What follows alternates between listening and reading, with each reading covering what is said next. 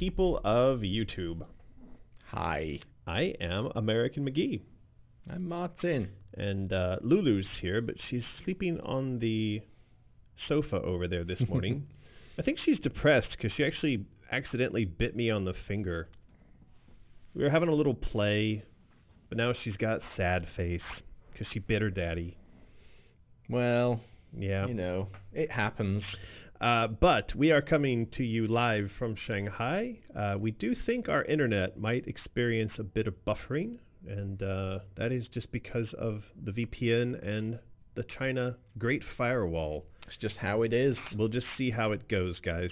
We hope it doesn't die a death. But I do think our audio is supposed to be better now. Let us know. Yeah, do let us know. And we do have a lot in store for you today. It is a special week because this is the week that finally we're shipping Out of the Woods. It's been a long time coming, but this is the Out of the Woods game box. Excellent stuff. It says we still sound like we're in a tin can. Sounds great to us. That's bizarre. Do you think it has anything to do with this these settings? All right. Let us know if we still sound like we're in a tin can. We do have some kind of audio adjustment settings for that. Anyway, Out of the Woods. This is the card game that we kickstarted about a year ago, and it has been called Emo Uno because it is very much like the game of Uno, except it's kind of emo. Hence, Emo Uno. Why don't you describe that while I choke again? Are you choking on a Lulu hair again? Yeah, it's very simplistic. Anyone who's played Uno will know. It's basically suit matching, and I mean, how else would you describe it other than Uno? Well, I think it is essentially Uno, except that with Uno, what we did was we took the basic rules of a game like Uno and we decided to twist it so that the goal is to get out of the woods, in other words, to get rid of your last card before anyone else. And the big difference between our rules and Uno, or one of the big differences, is that in Uno, you're supposed to announce that you're down to your last card, hence the name Uno. With Out of the Woods, one of the big variations in the rules is that you actually hide the fact that you're almost out of cards. Try your best. Keep your cards hidden. Yeah, so this has been a year-long slog to get the game box and cards made. We actually had the book, that is the illustrated book, and the coloring book. Those things got done relatively fast. Pretty quickly. At least they got done as quickly as we'd kind of hoped or expected. And, of course, all of this stuff has turned out really great. But it was sort of that the game, the production of the actual box in which the cards ships out, that production took longer and had more, I don't know, back and forth. There were some prototyping issues. So we erred on the side of quality as opposed to getting it done faster, and that did result in the game taking a little bit longer, at least for the game box, to get done. But this is a pallet down in Shenzhen full of game boxes. We think per pallet, there's probably like 2,000 games. We think 2,000. Look, this is the factory, and back there, there's Cards Against Humanity hiding in the factory. So apparently our game is made in the same factory where Cards Against Humanity is manufactured. Apparently so. They are factory siblings. Brothers. Sisters. Cousins. Don't misginger the card games, Martin. Okay. Anyway, I bring this up for two reasons. Reason one is we are very happy that these are done and are going to start shipping to customers, Kickstarter backers, and pre-order customers around the world. Should be sometime like maybe next week. But for today's live stream, we will be giving away Out of the Woods, the card game. We can't do that. It's too amazing It is for pretty a prize. amazing. That's because we love these guys. Okay. Yeah, we love these guys, and we want to give them nice stuff. So when we do our 4 giveaways today, this will be the prize. Wow. Wow. We also have art to review today. Some new images have come through for production on Alice Asylum and for a new game we're working on, which is tentatively called Gibbs. Gibbs. And we also have updates for Pirate Jam and for our latest physical giveaway over on Patreon. There's a lot going on. There is a ton going on. I like this. This is the latest from Omri. Yeah. This is obviously a Christmas holiday-themed art print.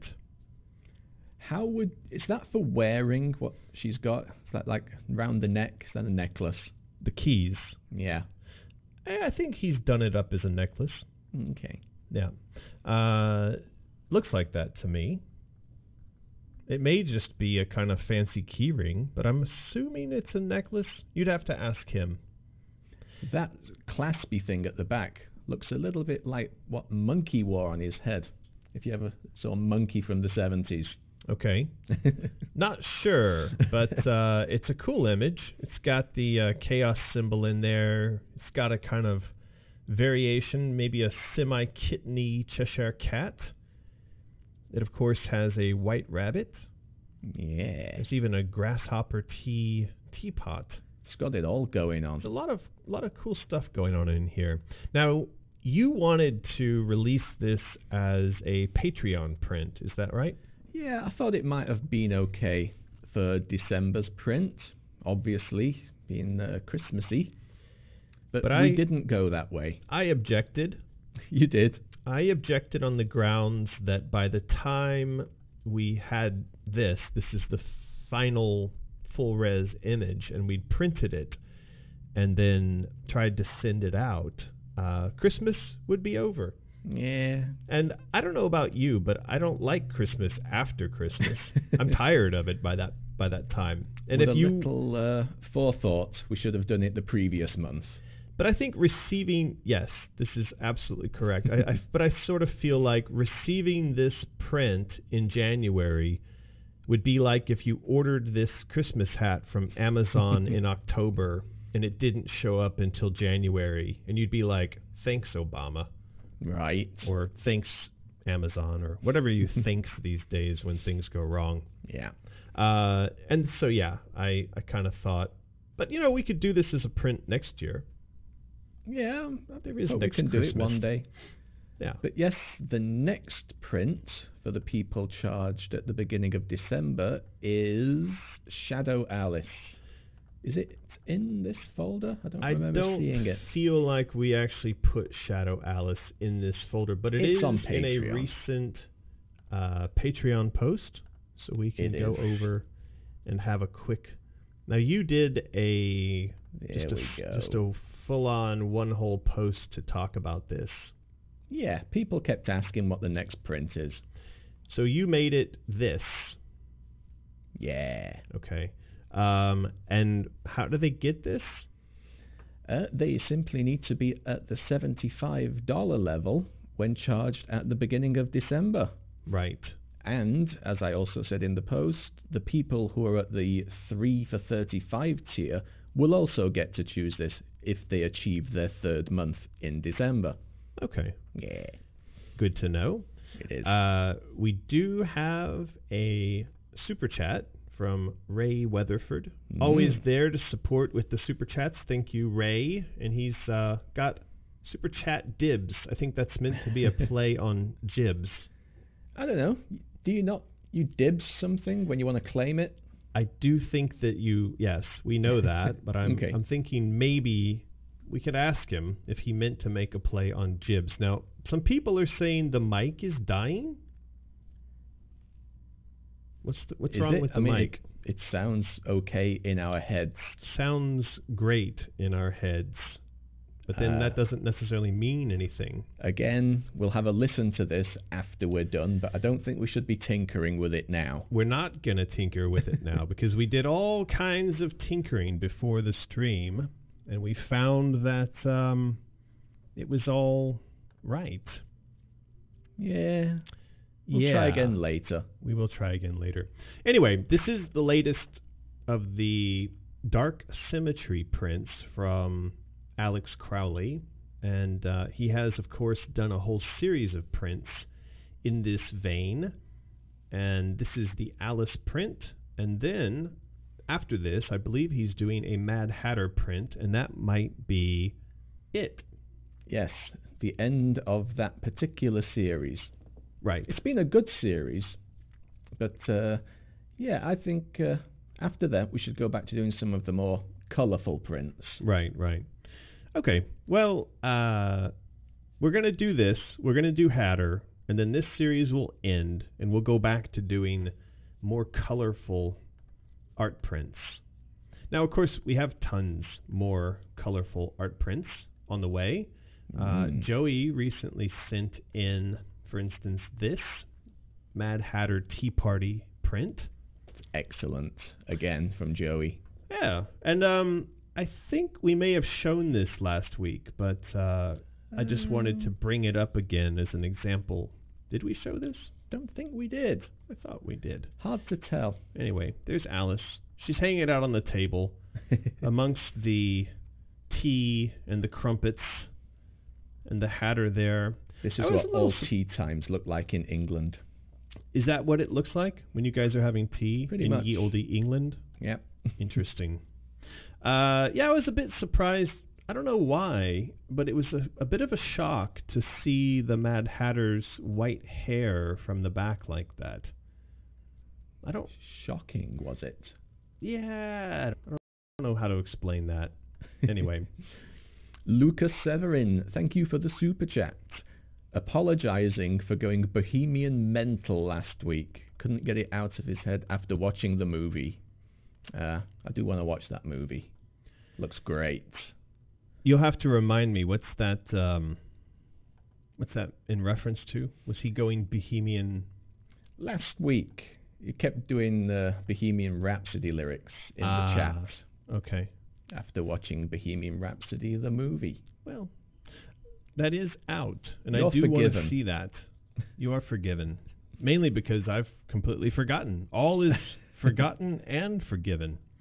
Yeah. So we have here another bit of design concept from Joey. So this was actually meant to go along with Shadow Alice, which was an image that I think we've had a Shadow Alice from Joey. We've had some from Omri. And so she actually does up a Shadow Alice boss fight.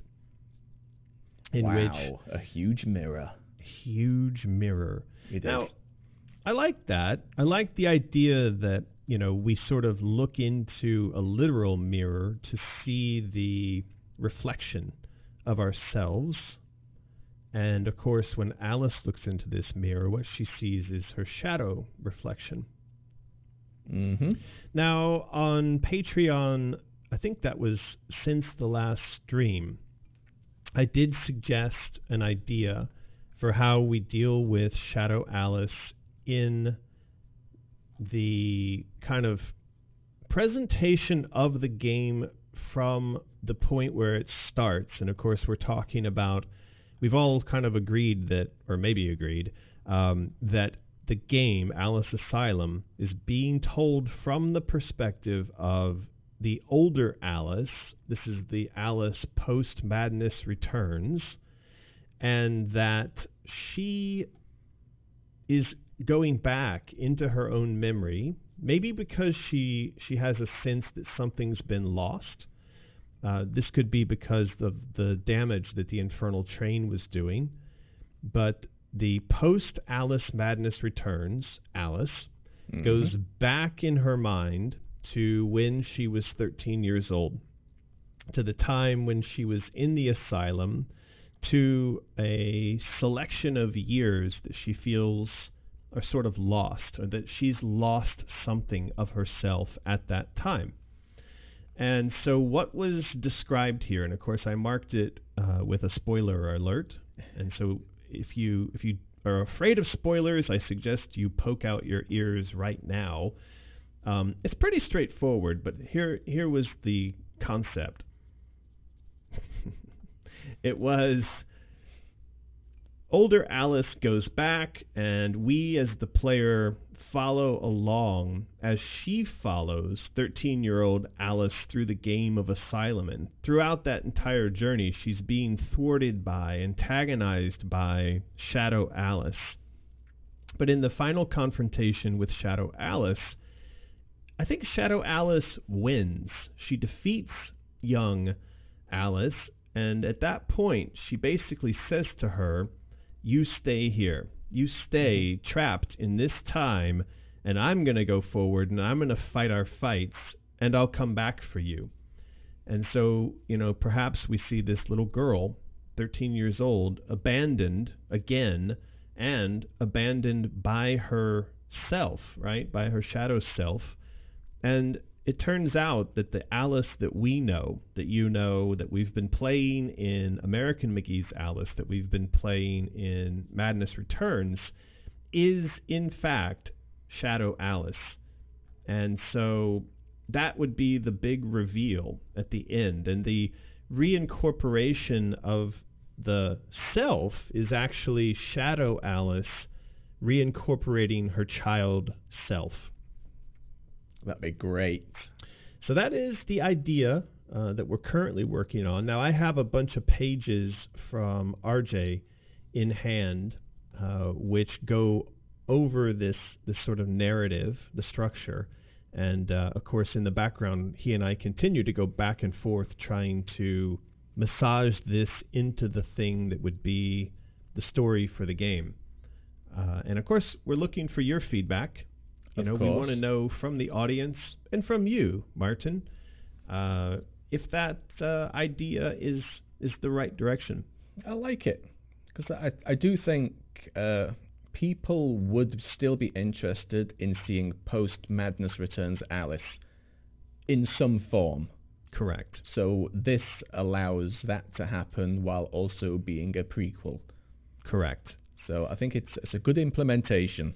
And I see that in the comments here, Lucas says, that would be a great twist, maybe the best twist since Would You Kindly, which of course is a reference to the twist in BioShock. Throughout that game, you were being asked, would you kindly, and of course that was the trigger word for you to follow the instructions that were being given by the guy who had wiped your memory and sent you to assassinate someone. Right. And that was a fantastic twist. That was as good a twist as, say, the Kaiser Soze twist in Usual Suspects. And I would like very much for us to craft this reveal of who Alice has been all along, and the recovery of the child's self to be on that sort of level. Now, of course, to achieve that, we're going to need to weave in a lot of other little hints and pieces, but I think we can get there. I think so. I think I'd like to see post-Madness Returns Alice very good like facial expressions, hinting at, hang on, she's a little dodgy. Well, it's this is the thing I've been talking about with RJ, is how can we go back to the beginning and solve a problem at the end. And so this is some way, I think, in which we can do that. We go back to 13-year-old Alice, not realizing that the treasure that needs to be recovered is that child's self, who, of course, in Asylum, we are playing as. So the treasure has been there in front of us the entire time, and we've been fighting Shadow Alice from that perspective, thinking this is our foe, when in fact it turns out that that's who we were all along. Of course, I think, there's still some work to do to really sell that. But for sure, one of the things we'll want to do is make Shadow Alice super awful. And that's what you see here in Joey's artwork is, the more that we build Shadow Alice up as this incredible evil villain, the more there will be this sort of dissonance that occurs in our minds at the revelation that it was Shadow Alice who ran forward and ultimately defeated Bumby, and that in some sense it was only ever Shadow Alice who could have done that. So that is the way that this narrative structure for Alice Asylum is being put together. And of course, do leave your comments below and join us over on Patreon. Get your comments in on the development of the narrative, because we are engaged in a very special thing called crowd design, and using platforms like Patreon and YouTube and Discord to do that. Yeah. Did you do the super chat that went past while I was upstairs? I didn't. I was in the midst of a spiel. I know. And so before we started this, I said to Martin, we're going to do spiels, and then we're going to rip them out and re-upload them as little 5-minute bits. So that was one of those. Right, how do we pronounce that?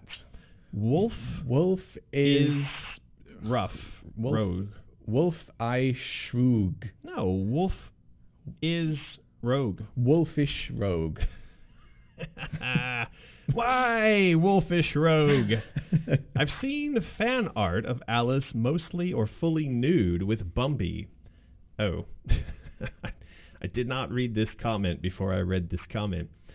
With Bumby, where do you stand on that? Like, where do you stand on sexy fan art of her? P.S. Have $5. Well, thank you for the $5. Rogue, yeah, thank you for the $5. I suspect this must be the first time you've joined us for a live stream, because the topic of sexualizing Alice has been discussed in the past, and if you had been here previously, you'd know that I am very much against the sexualization of this character, not for, the least of the reasons being that the story is one of a character who is recovering from and fighting through the effects of sexual abuse, psychological, physical, and sexual abuse. So to sexualize her in any way is, I think, completely inappropriate. So there you go. So, not a fan. Not a fan. No. All right, that took us off to an even darker place. I mean, come on. So we did just now mention Discord, and we're talking about design, and we're talking about crowd design. And so I do want to bring up, I want to pre-announce that this is Discord, and we do have a Discord, and there's a bunch of our insane children hanging out over there on Discord, talking about design, and they've also got a channel called Off Topic Flumph. But we also have a wiki, and the wiki is where we've been putting together all the ideas that you hear discussed on YouTube and you see talked about on Patreon and YouTube. So what we're going to do next week is we're going to combine together the power of Discord with the power of the wiki. And if you go to the wiki right now, you will find there is a section called Community Ideas / Suggestions. And we are going to work our way down this list. It's quite a list. It's a big old list. And we're going to go point by point.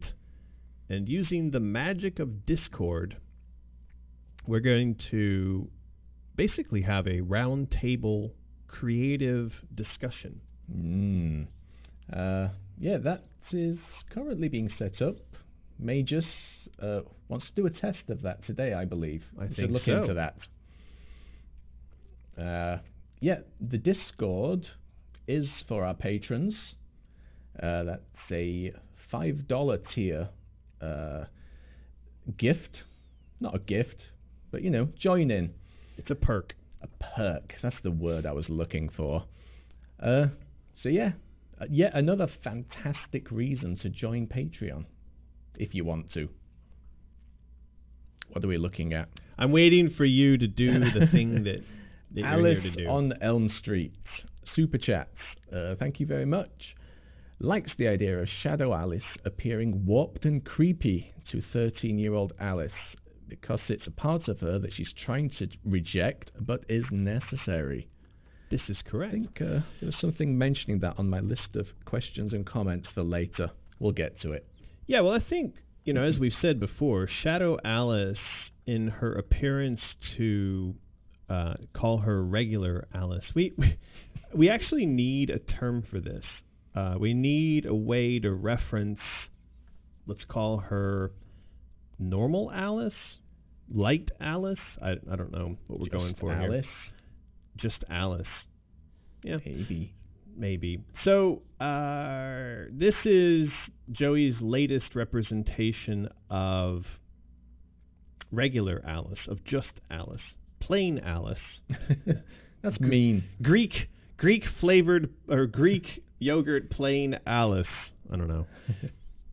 So anyway, this is Alice, and this is, of course, I think this is now getting to the closest representation of the kind of 13-year-old Alice that we've seen yet.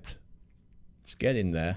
And this has come in from Joey, and this has been sort of an ongoing process of my asking the artists to work towards a version of her face and proportions that really says, yep, that's the girl that was in the asylum. And that's not been an easy journey. It has not. Sorry, I got distracted. People keep saying the buffering is terrible now and it's dropping out. Nothing we can do about it.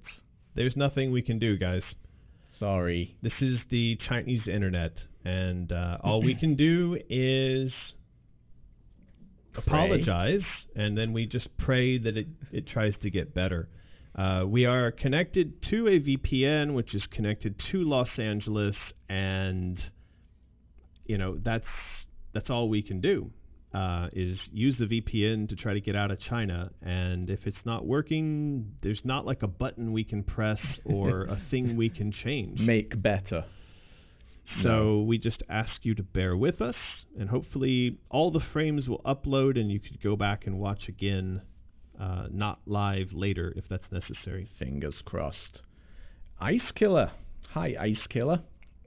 Super chats. The wounded face of Shadow Alice reminds me of an enemy called Nightmare in Metroid Fusion.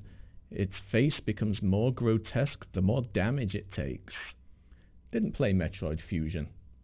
I don't know which one that is. Yeah, I'm not sure. Played the GameCube ones. I've not played Fusion. But there you go. Reminds Good idea, you of an enemy. Yes. More damage, more grotesque. Yeah. And Alice on Elm Street is back, saying the bigger eyes and softer jaw really make her seem younger. Yeah, I think Joey's nailed it here. And like I said, it's not been an easy thing. It's been quite a struggle. But Joey, has been listening to the comments, listening to the live streams, and I think finally got the proportions right, got the face right. Some of the earlier ones, in fact, looked too young. And of course, then we had some that looked too old. And I think this does it. She also went in and adjusted the boots a bit. Right. What did she do? They look similar. They look similar, but these are supposed to be closer to what the originals were like. All right. I suppose. I haven't actually looked at her comments on that just yet. Yeah, okay. We'll see. Ray Weatherford super chat says, thank you very much for that, Ray. Here is a first installment for the next art print. Wow, thanks, Ray. Always appreciated. Much appreciated. Yeah. And another one, Prince Hatter. Thank you for that. I think they did the same thing in Wonderland the Musical, with Alice reconnecting with her inner child. Hi, great to see you again. All right. Well, thank Alice, you, Prince Hatter. Wonderland the Musical. Don't know about that. But I actually go out of my way to not look at other interpretations of Wonderland Alice stuff. And so, there's a lot out there that I've not seen because I don't want to be subconsciously influenced by other projects and then be accused of plagiarism when in fact, it was a subconscious thing. Can happen. So I try to avoid those things in general. Yeah. What's the phrase? There's no new ideas in the world or something. The other one is the true genius to creativity is just knowing how to hide your sources. Ooh. So, all right. So this is yet another in the series that Joey's been working on. This is, of course, Shadow Alice. Same sort of frame, same structure, the proportions as the normal Alice that we just saw. But, of course, she's put this sort of broken porcelain or broken, not porcelain, but kind of like a drywall. Yeah, I guess. And I think this looks pretty amazing. Now, somebody over on my Instagram said, she's got long nails, WTF. She does. And I think they were upset that she did, that just sort of Alice has got these long nails. Yeah. But I suspect what happened was Joey drew Shadow Alice with these kind of claws on purpose to be spooky. And then when she went back and was doing the paint over for regular Alice, like this is young Alice, she just left. She just left them left in. the claws on. Those are big. Those are pretty big. Yeah. I don't think a young girl in a mental asylum would be allowed to sport those sorts of nails. Probably not. All right. So it is contest time, and we're going to have you spam the chat. And you can just spam the chat with just how bad the buffering is. It does seem a little worse today. I don't remember it looking that bad in recent memory. Yeah, it's all over the place. It's up and down. This is the spam away. But spam away for the giveaway. The giveaway, of course, today is this Out of the Woods. The game. The game. And if you look here on the second camera, there you go. There is the game. There are cards inside the box. There's even instructions. All kinds of stuff. Of course, those of you who ordered on Kickstarter, and then you ordered it separately, you could add on this playmat. So all kinds of fun stuff going out. The playmat, the card game, but of course for you guys right now, you're going to spam, and just spam, how bad is the buffering? Pretty bad by the looks of these comments. It's never been this bad before. I had to back out bad. That's too bad. That is literally too bad. Sheer LaBeouf. Not sure how we can fix this other than going back to our VPN box. It was such an expensive box. It was incredibly expensive. It's like, in order for us to get a solid, stable, reliable VPN, it's $200 and something a month. $200 a month. I don't know. Maybe it's worth it if it's terrible like this. Yeah. Yeah. We'll think about it. All right. We are going to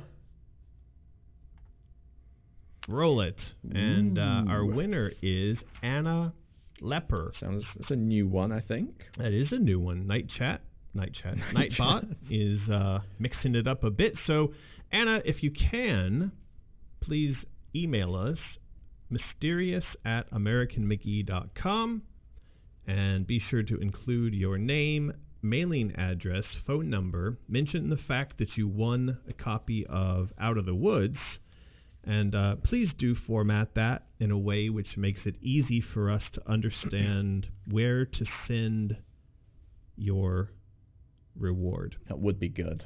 Yes. All right. So I know the drill. I know the drill. Good. That's good to know, Anna. Congratulations. So this is Asylum Alice, the Asylum gown. Now, she's actually done 2 variations on this. This one's a bit more dirtied up. It's a bit mucky. It's a bit mucky. It is.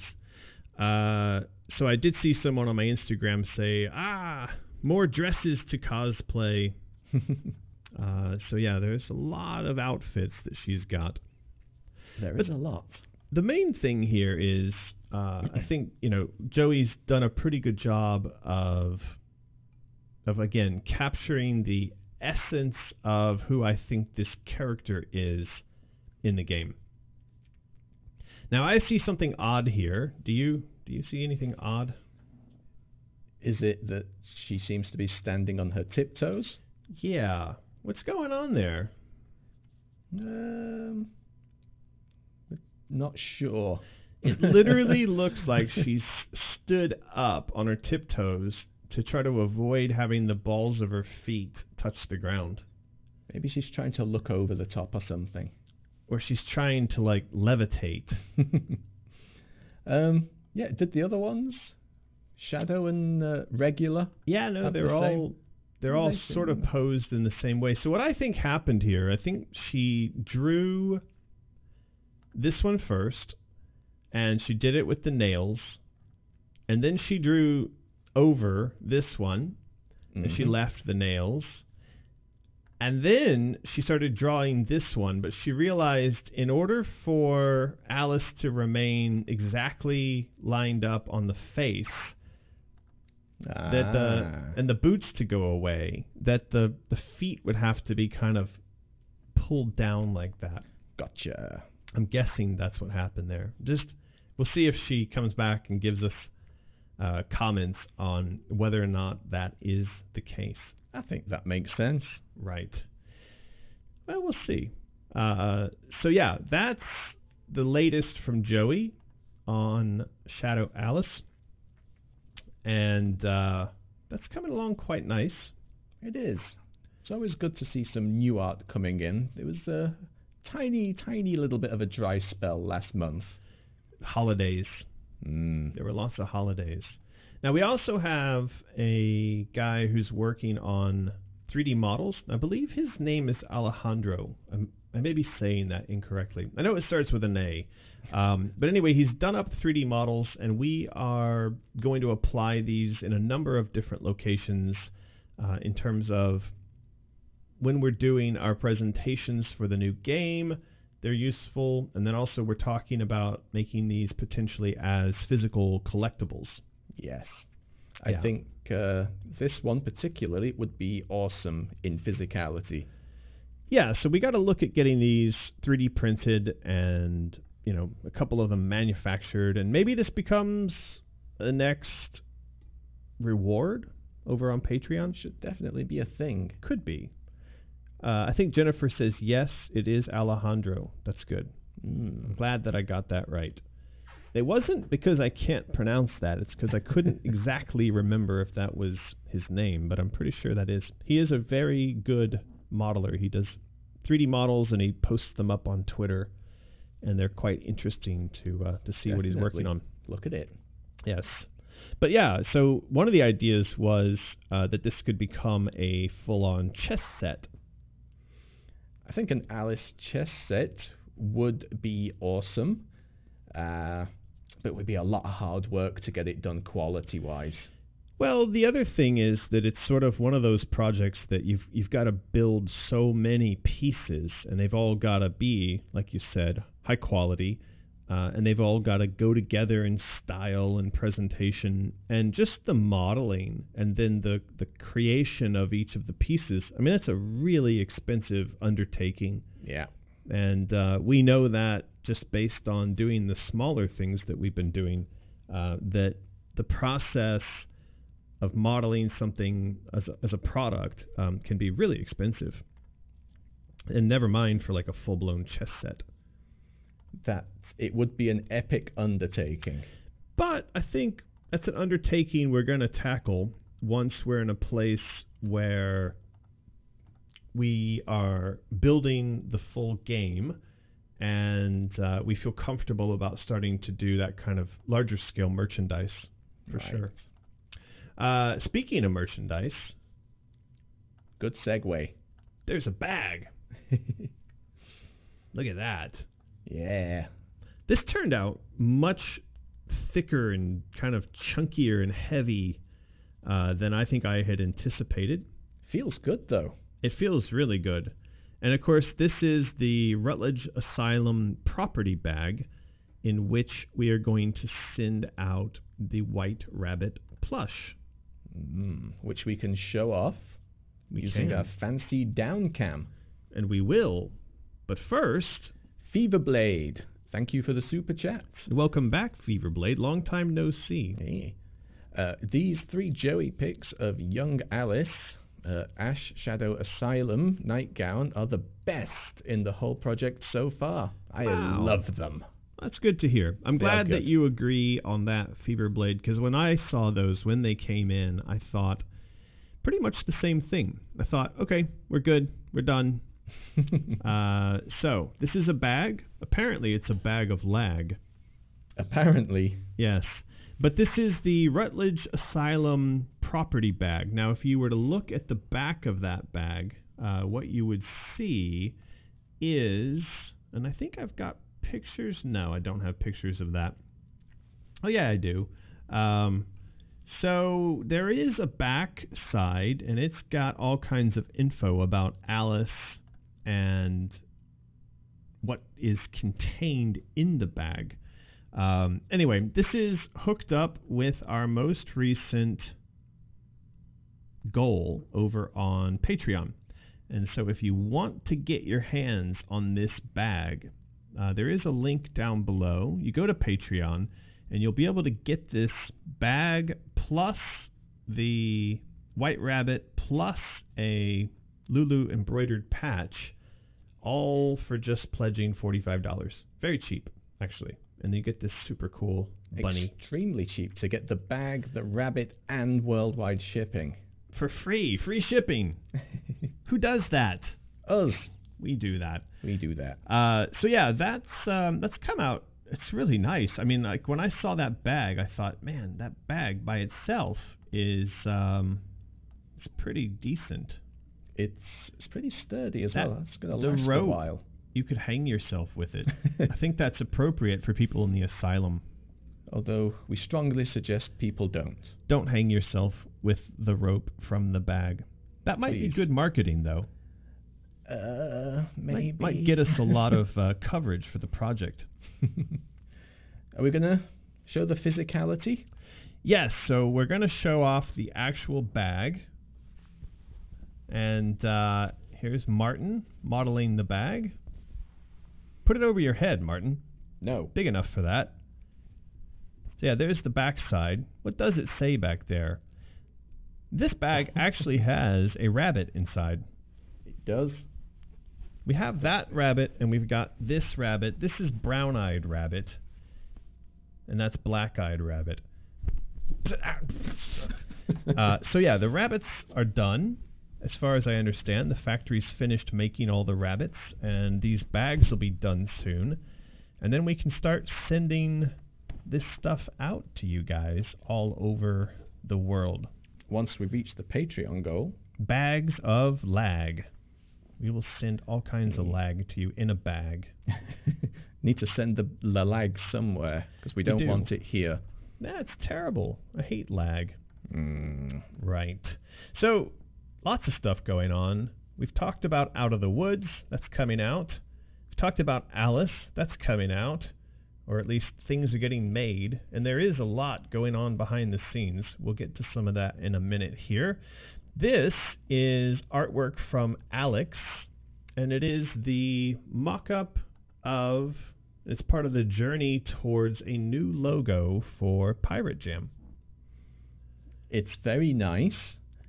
But as we were saying, as nice as it is, it's very detailed. Yeah, Alex, I think, has a detail addiction. And that's a good thing in a lot of cases. But I sometimes think, at least when we're doing early conceptual art, there may not be such a sort of need for that. But so Pirate Jam is an annual game jam that we run out in Thailand. We take a bunch of game developers from around the world and we stick them on sailboats, and we travel around making games and fishing and swimming and doing all kinds of fun stuff. This year we are working up a new logo, which that logo is going to get stuck on all kinds of stuff. It'll get stuck on the goodies that we give to the pirates, and also onto the flag or flags which we fly over the boats. And so that's what Alex is working on right now. He's trying to come up with a new logo, and he sent in a couple of different variations. This is what I was looking for. Now I quite like this. One of my rules that I've been following for this is you'd have to want to get it as a tattoo. Yes. And I'm actually in the market for a new tattoo. So I think I might like something like this. One of my requirements is that it's got to feel very nautical, and it's got to feel quite dark. And so I want tentacles in there. I like tentacles, obviously, if you've played my games ever. And I thought, let's incorporate some function of the chaos symbol. Which it has. So he's done up a ship's wheel with a bit of chaos in the center, and then the octopus elements in the background. I like it. But when the octopus is realized, it may be too busy. I don't know.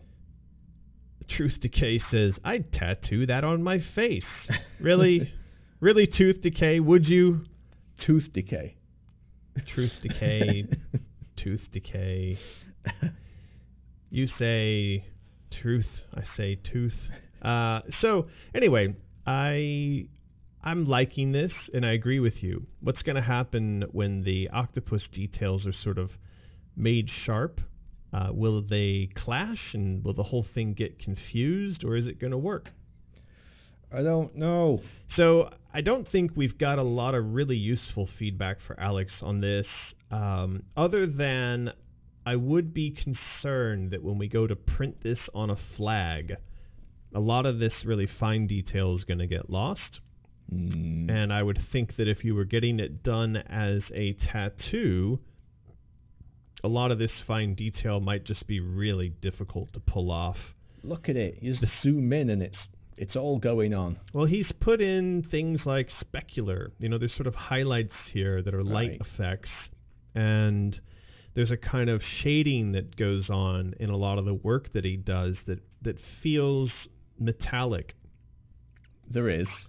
And I worry that these kinds of effects, in addition to not feeling ye olde, they also are going to be very difficult to pull off or to present in formats like, say, a tattoo or a flag or a waterproof bag.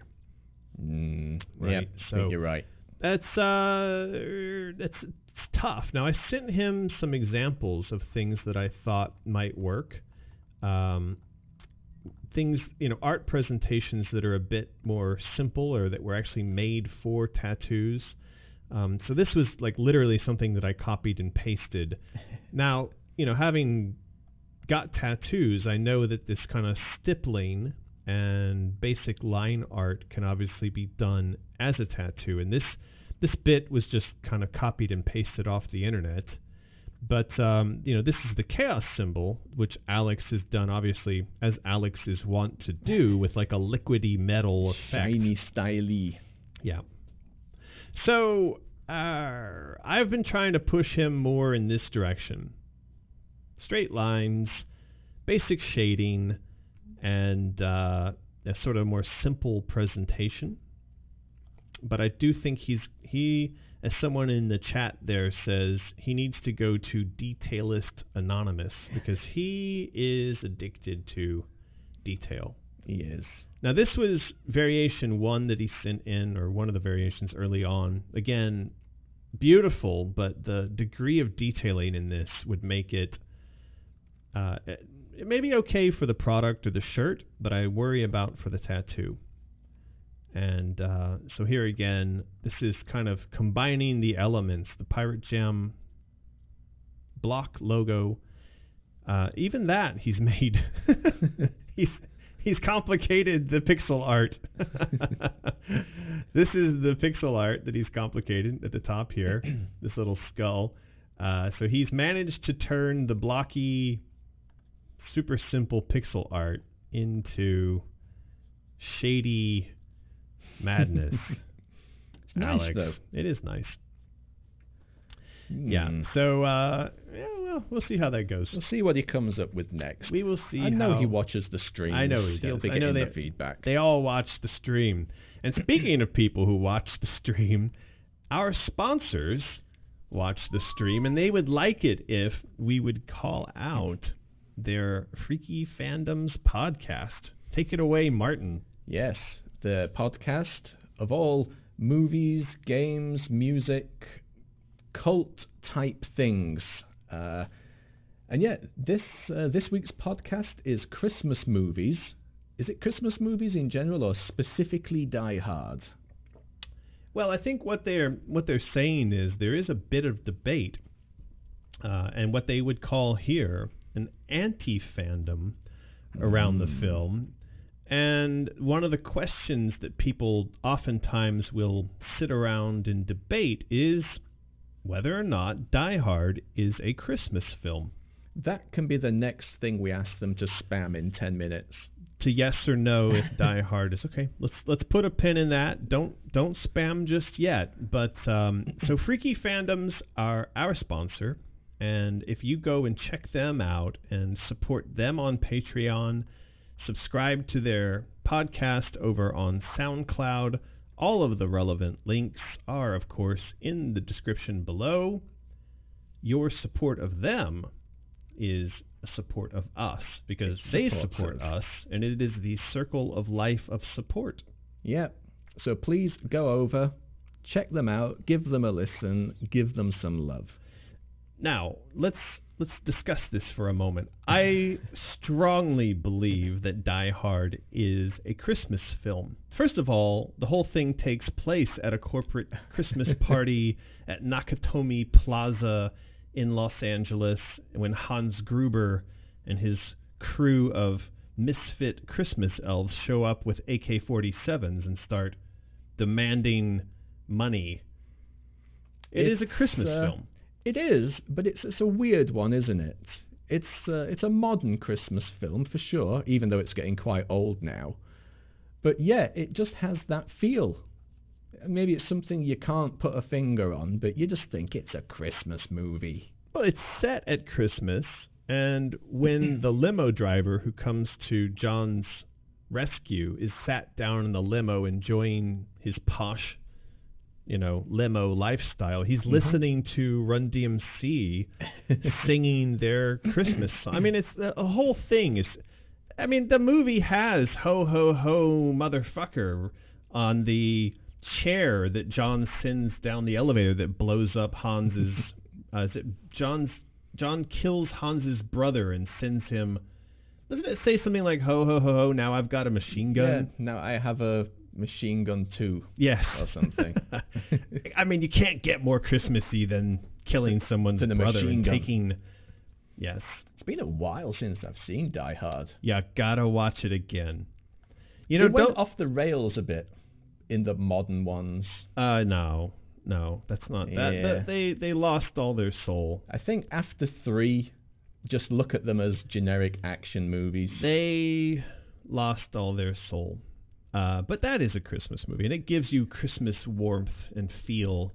Saw a YouTube video with someone explaining what went wrong with John McClane. Really?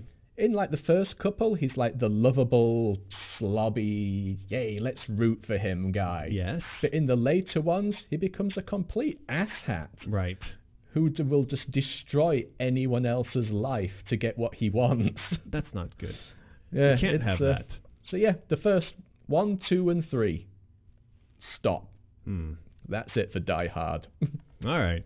Well, that does bring us close enough to contest time. It's close enough. That you can spam the chat with whether or not Die Hard is a Christmas movie. This is a yes or no, and we'd like to see your feelings on Die Hard being a Christmas movie. And of course, we are giving away Out of the Woods, the game. The game. It is a card game. It is. It's got lots of beautiful art inside. Let's pick one at random. There's cards, there's instructions, there's a box. Look at that box. It's an amazing box. It is an amazing box. Foiled, mirrory shininess. This is Alex Crowley applying detail porn in the one place where you actually want detail porn. And man, does he go crazy on this box. He has. Yeah, he has. I have a feeling that Alex has got a shelf of these types of things that we've done with him, where he's just detailed the crap out of stuff, and he gets it, and he just sets up a shrine at home of like, a shrine to detail. Detail, 11 out of 10. Yep. It looks like mostly yeses for Die Hard as a Christmas movie, but there's a bunch of no's in there as well. That's good to know. Some people said they'd never seen it. That is wrong. That's more wrong than a no. I think that if you've never seen Die Hard, go watch it. That's your homework before the next stream. It is literally one of my favorite films. It's great. I think it's a really good movie. Very little to not like about it. Very little. Yeah. Well, here we go. Roll it. Luna S. Yeah. With a little Alice logo going on there. All right, Luna S. You just won a copy of Out of the Woods, the card game. And you'll need to do the thing, which is send an email to mysterious@americanmcgee.com. Include your name, your address, your phone number, and be sure to do that in a format which makes sending your prize to you easy and fun for everyone involved. Don't write your address as one long line without commas or anything in it. Don't put double spaces between the lines of your address, which then don't paste into other documents without getting all effed up. Don't use weird fonts. Don't put your postcode at the top. Don't forget to actually put your frickin' house number. People have done that. They just write and they're like, name, street name, country. Oh, great. Okay, yeah, that's going to work. It is baffling the amount of ways people can mess up their own addresses when they send it to us. Absolutely baffling. All right. Now, speaking of Hans Gruber, machine guns, and the holidays, here's Gibbs. Oh, Gibbs. Gibbs. Uh-oh. Now we know the next we know the next super chat question. The super question. The super question. Yes. What's the next super question? Is it Gibbs or Gibbs? Well, I mean, it's Gibbs for sure, but if you didn't know that, how would you pronounce what you are seeing right now? But isn't this a sort of GIF problem? Maybe. Because they're basically the same problem. So now, I've always said Gibbs. And Gibbs, as I understood it, sort of originated back when we were working on Doom and Quake, and jibbing something was essentially the act of blowing it up into piles of meat. Giblets. Exactly. Yeah. So but some people do call those giblets. I'm not joking. I like how people are telling us how it should be by simply writing the word Gibbs. They're trolling you. I think they get the joke. How would you pronounce the Bee Gees brothers? What's their name? Gibbs? Oh, right. But they're in interviews calling themselves Gibbs. But it's written the same. They're wrong. Anyway, they're not piles of exploded meat. They're brothers. Yeah. Ray Weatherford comes back with a super chat. Thank you. Love the idea of the Chaos Ship's wheel. Lose the detail and replace it with either a pixel anchor or the Pirate Jam logo between each handle on the face of the wheel. All right. Many logos? A logo between each handle? Logoception. Well, thank you, Ray, for the super chat and the feedback. We will make sure that gets funneled right into the detail computer brain that is Alex, and we'll see how he can turn that simple comment into detailception. Into the world's most detailed image. This is what's going to happen. Nah. So this is Gibbs. It is. And Gibbs is the first product in the pipeline to be developed by a new studio, which we are in the process of building, basically, from scratch, in a place called Sriracha, Thailand. Now, I'm going to Sriracha on the 15th of December, so it's about 2 weeks from now. And I'm going there to meet with local politicians and investors and a whole bunch of people related to tech and schools and politics. And we're going to talk about putting a game development studio here. Now, this is going to be a hub. It'll be a hub for a virtual studio. The actual bulk of the studio may be spread out around the world. As you know, for instance, we've got Jennifer in Canada. That's who did the art for Gibbs. And we've got Alex in Australia. He's the one, of course, who's been doing the dark symmetry images for us. We've got Joey. She's just below Beijing in a place called Tianjin. And, of course, Martin and I are in Shanghai.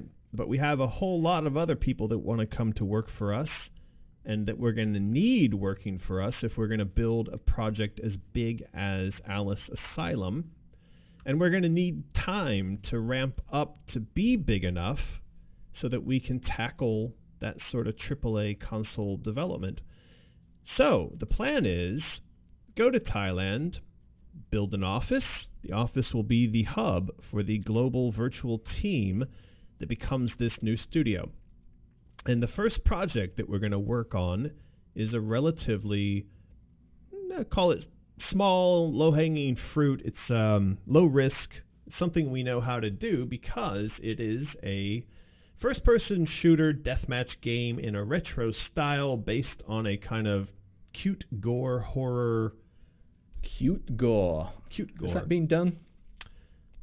Maybe not. I mean, Ren and Stimpy was kind of cute, and they also were incredibly gory and disturbing. So. I guess. So this is artwork that Joey's doing for a world... Jennifer. What did I say? Joey. Oh, Joey. Sorry. Jennifer.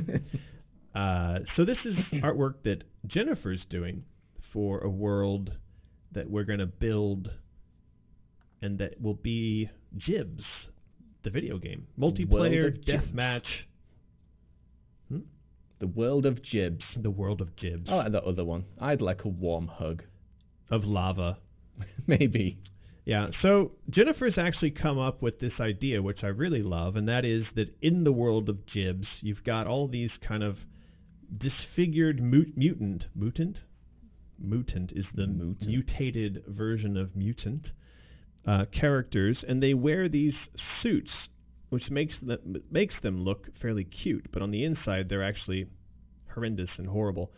And when you die, this suit automatically recycles you into a health pellet, which shoots out the back. And so there's going to be a lot of dystopian future horror kind of stuff going on. I hope so. Yes. It's got to be really over the top. It is going to be very over the top. But you can also see that characters like this, designs like this, would right off the bat, make really great little toys. I think they would. And that is going to be another big part of the goal, the general direction of this studio and the projects that it makes, is make very good, standalone, premium games. You buy them once, that's it. You own a wonderful game, as it should be. There's no free-to-play, there's no DLC that you have to buy. No games what was it I saw? Service. Fallout selling a mustache for $5. F off. Anyway. Really? Yeah, a digital mustache in-game for $5. Wow. You should watch the Angry Joe review of the new Fallout. Maybe I will. He rips it a new one. And so we're not going to do that. That's not to say, though, that we wouldn't offer you really cool physical items that you can opt to buy if you want, and they don't affect the game.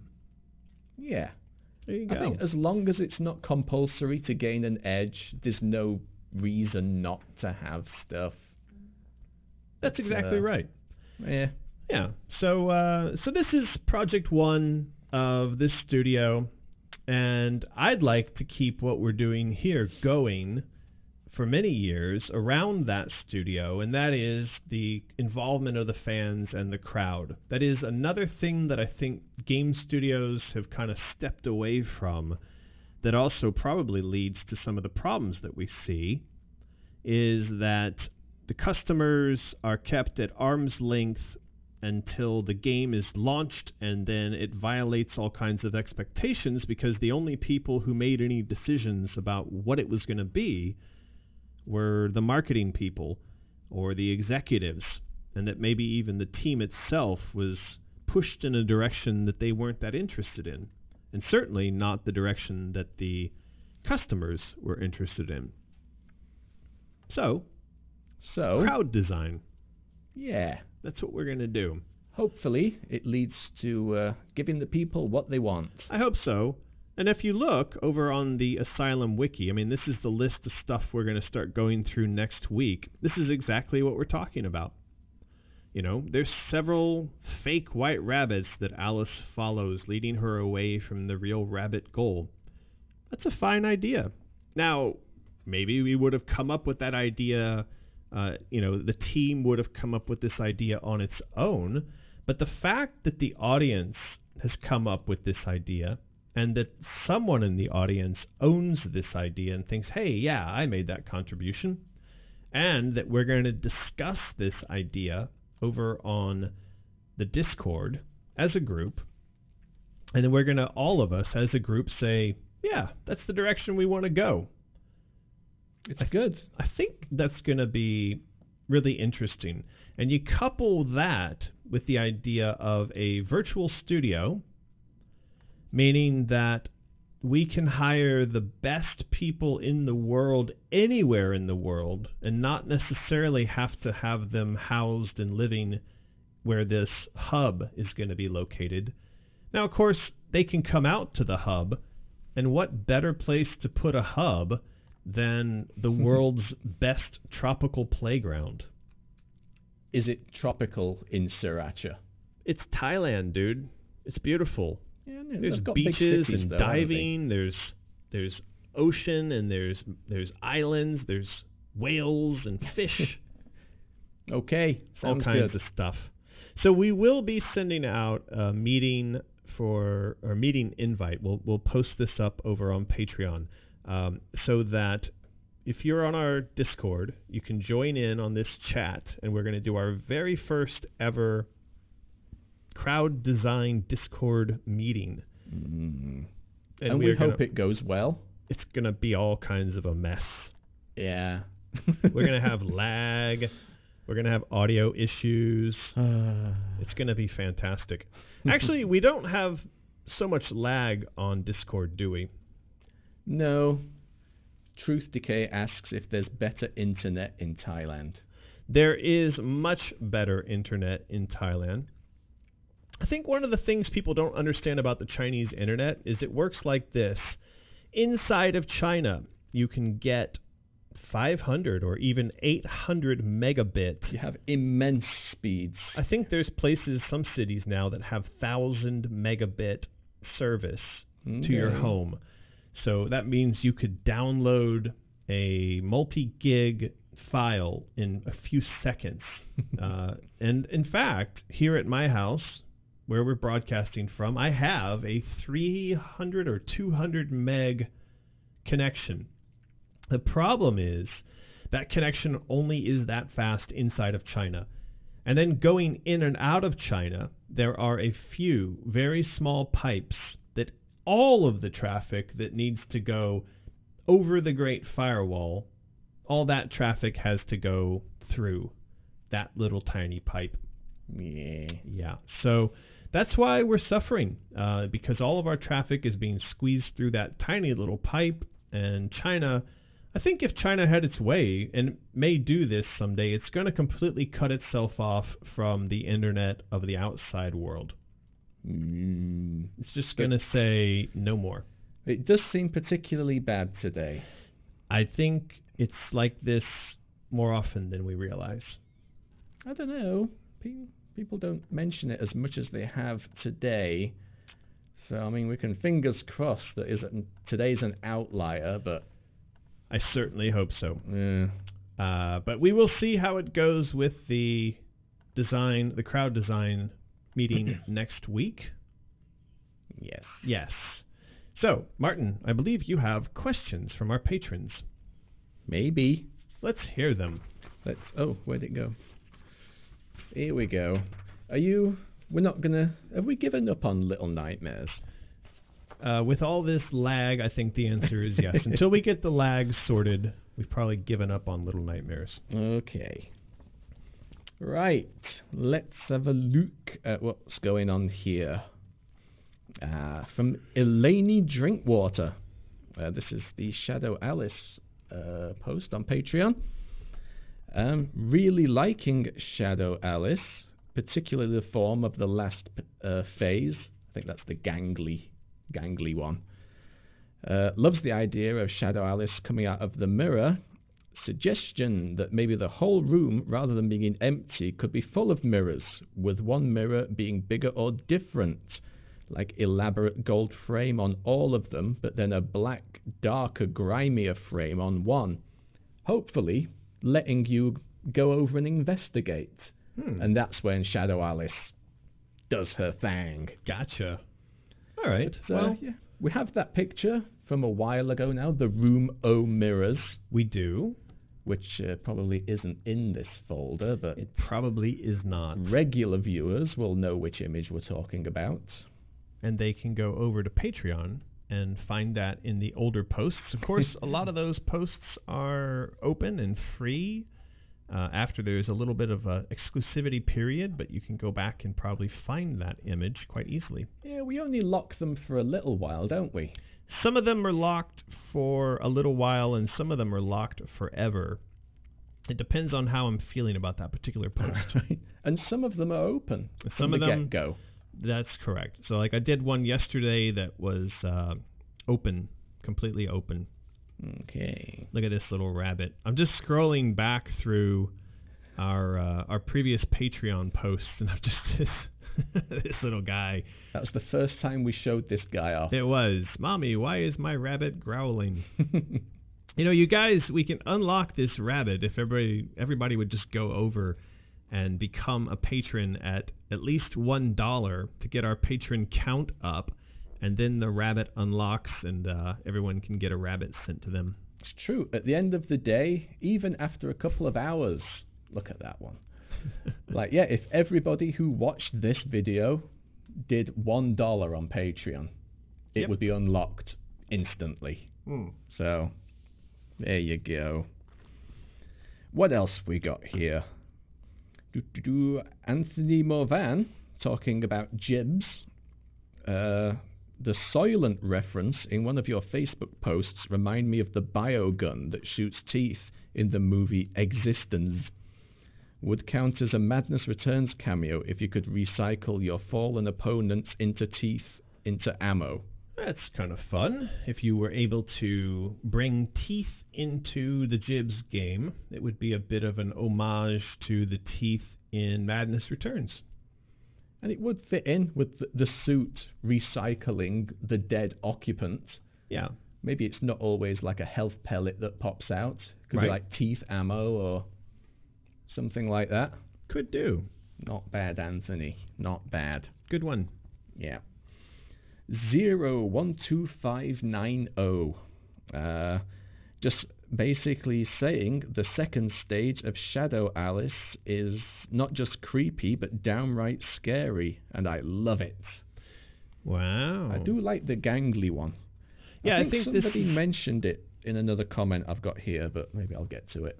This is in reference to the scary melted kind of fire burnt version. Yeah. This one.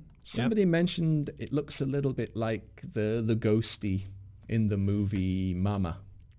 I want to say, though, and this came up a few nights ago, Ken Wong, who was the art director on Alice Madness Returns, and of course was my creative partner for some years, he was over for dinner, and I mentioned to him that, we're working on artwork and design for the new Alice game and that Joey's on board, and Ken said that when he was directing her as the art director for Madness Returns, he had a whole team of artists, so probably 5 or 6 concept artists, and he would have to oftentimes try to push them to be more surreal and to delve further into the horror, because in China, a lot of the Chinese artists don't have a concept of surreal. It's just not something that's taught or understood here. And he said that wasn't the case when he would go over to check out what Joey was working on. Oftentimes he'd be horrified and he would think, what's going on inside this girl's mind? She's got some mad surrealist skills going on in her head. Well, it's the horror aspect as well. I mean, you can see here, she's actually gone and pulled some reference textures and images that are, I think most people would sort of recoil in horror doing the research for these things. She's gone and found what looks like charred skin and what is definitely a charred face. And I hope that's not real. But who knows? Who knows? Joey is, she's got a very dark place inside of her soul. But we should be thankful because it does result in the kind of artwork we need to make this project happen. It does. Ray Weatherford is back with the super chats. Thank you. Can we have Alice as the next live stream guest, please? I assume you mean Susie or actual Alice? I don't... Yeah, I'd have to get a little bit of clarification on that. But let's just say that it's Susie that you're requesting. Yes. Okay. So I can reach out to her, but if I recall correctly, she has an agent. She's actually a fairly well-known sort of... she does a lot of commercial voiceovers and things like that in the UK. And the thing is that she's represented, and she has an agent, and her agent will say to her, you can't go on that podcast unless certain qualifications are met. Some of those might be having to pay her to come on, or having to have our setup be unionized, or there's all kinds of things. So I'll reach out to her, but I've been hesitant to do that because I'm pretty certain we're going to get told, I can't do that, because the agents don't allow it. But we'll reach out. We'll see. We've discussed this before, that no matter how keen the artist might be, whether it's a voice actor or a musician or whatever, the agents might nix the idea. That's correct. Which is poop. I've seen that happen many times. Yeah. And so I've sort of hesitated to reach out just kind of out of habit, and I figured we'd save her for a later date. Now, what I would like to do is get RJ on here. Of course, he is my creative and writing partner since the first Alice game. But I've been waiting to do that for a point at which we feel more in alignment on the story, on the narrative, because that's the thing that he and I are still working on. And in fact, I have on my work PC over there, I've got a whole chunk of pages that he's sent over that essentially outline what it is that happens in the story, who she encounters, where she goes, and how the whole thing is set up in terms of the mystery and the ongoing reveals until the denouement, the conclusion of this particular narrative. Now, of course, we have put some of this stuff up over on the wiki already, and you can go over and check that out. But some of the stuff RJ and I still are sort of wrestling with. And in that wrestling, I'd be hesitant to sort of bring that to the live streams, because the conversations we have about those kinds of things, they'll start and stop and start and stop, and then we'll agree to disagree or to go off and explore something on paper and then come back together again. And a lot of times when that moment occurs, the conversation will end quite abruptly. I don't know, it's just sort of our back and forth style on this stuff. So I don't know that kind of exploration is what we want to bring to the live stream. So I think we'll wait until we get a little further down that path, and then we'll have RJ come on. Okay, sounds good. Right, what else we got here? Magus is here. Loves the idea of Alice being Shadow Alice. This is what we were talking about earlier. The twist is perfect and gives us a reason for the darker Alice that we know and love through the other games. It's a good, I do like that sort of thing we talked about earlier, our Alice being Shadow Alice. Right. I like that. And then I spot a super chat. Thank you for that. When will Madness Returns be available on PS4? Will there be a bundle pack for all 3 games? Yeah, it's difficult to state this, specifically or guarantee it at this point, but certainly our goal is that with the release of Asylum will come a re-release to the current platforms of the prior 2 games. So, for me, ideally, if you go to get Asylum, you will have in that package the first, second games and then Asylum. And you'd be able to, on that one system, play through the entire experience. That is our goal. Now, our ability to achieve that goal is dependent on many factors. Some of them quite mundane, like how difficult and time-consuming and costly will it be to pull forward the content, the code from the original games into a new platform. And another mundane thing is just how much of a budget are we going to get to make this new project? Now, I suspect we may get support from, say, Sony to port the other, the older code to the current gen console. That is exactly what we're going to be working towards. So, on that note, we are making excellent progress on the investment side of, securing the money to make the new game. And I think with that first chunk of investment, it ought to be relatively easy for us to go and get smaller pieces of investment that then allow us to do things like port the game to various platforms. But mouth shut for now. Mouth shut for now. Yes. Alice in Lagland. Sorry, guys. Terrible. I wish we could do something to fix this, but it just is what it is. Chance Houston has a suggestion for the fight between Alice and Shadow Alice, saying it can be finished in one of 2 ways. As she is losing her skin, becoming more cracked, revealing dire and shadows, or she heals and starts looking more like Alice. The approach can go one of two ways, and Fire Alice can taunt her, like, this is how your family died. Or it can be with healing, like, you're killing yourself, you need me.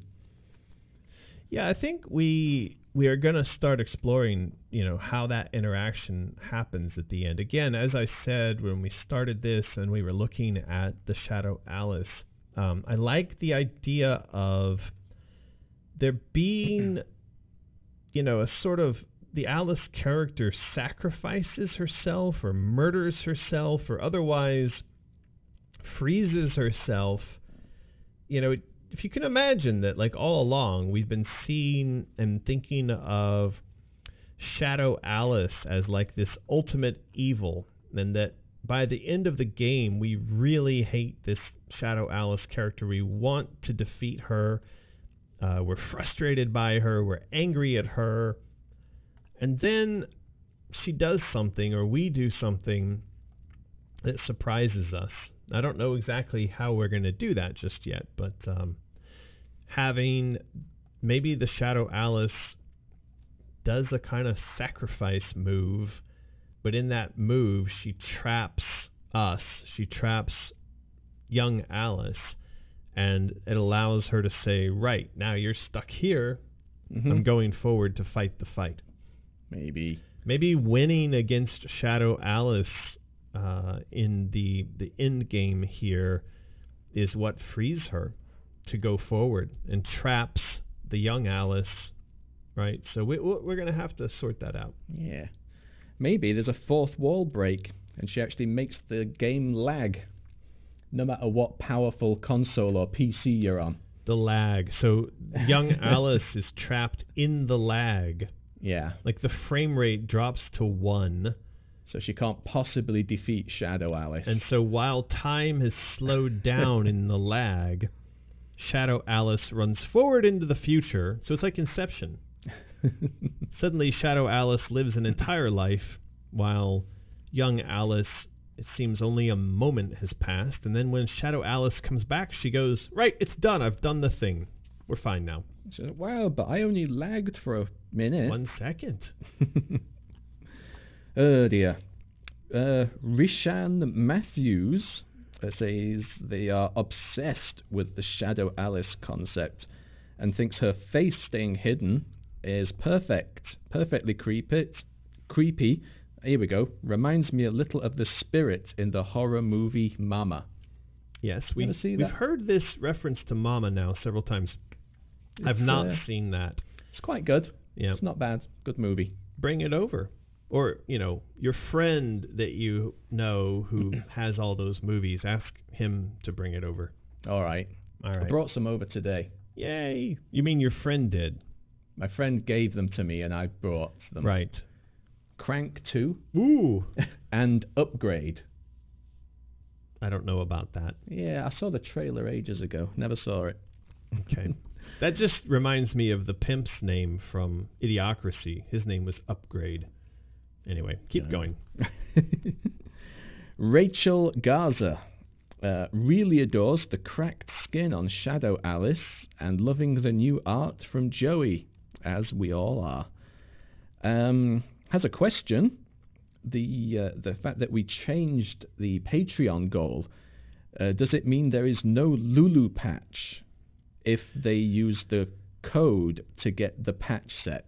Yeah, that's a good question. So what we've decided is that the Lulu patch will be stuck in with the White Rabbit when you get that over on Patreon. So again, we showed off this morning, that's the bag in which the rabbit will come. And now the bag and the rabbit you're going to get no matter what. You could buy that on Mysterious and you could get that. And of course in this bag is the rabbit. But if you got this whole set via the Patreon pledge, then you would also find that the Lulu patch had been stuck inside here. Okay. Yeah. There you go, Rachel Garza. Lucas Severin super chats just to tell us not to use lag as a game mechanic. Unless it's that thing that you do to annoy the pirates. Yeah, we're sorry about the lag. I'm very tempted to switch VPN servers. I think after the stream we should do a test of multiple servers. Why don't we do this? Because it is contest time. So I'm going to do the contest, and once we've selected that winner, we're actually going to switch VPN servers midstream, which may mean that the whole thing just crashes and dies, or we might come back more awesome than ever. Worse. Or worse. So you're going to spam, what was it? Not whether or not Die Hard was a Christmas movie. No, we did that last time. I don't think we had a spam for this time. Oh, no. All right. Spam whether you think us switching VPNs midstream is going to break everything or not. All right. So here we go. Spam, yes or no. Are we going to completely break the stream? And then we're gonna switch VPN servers midstream.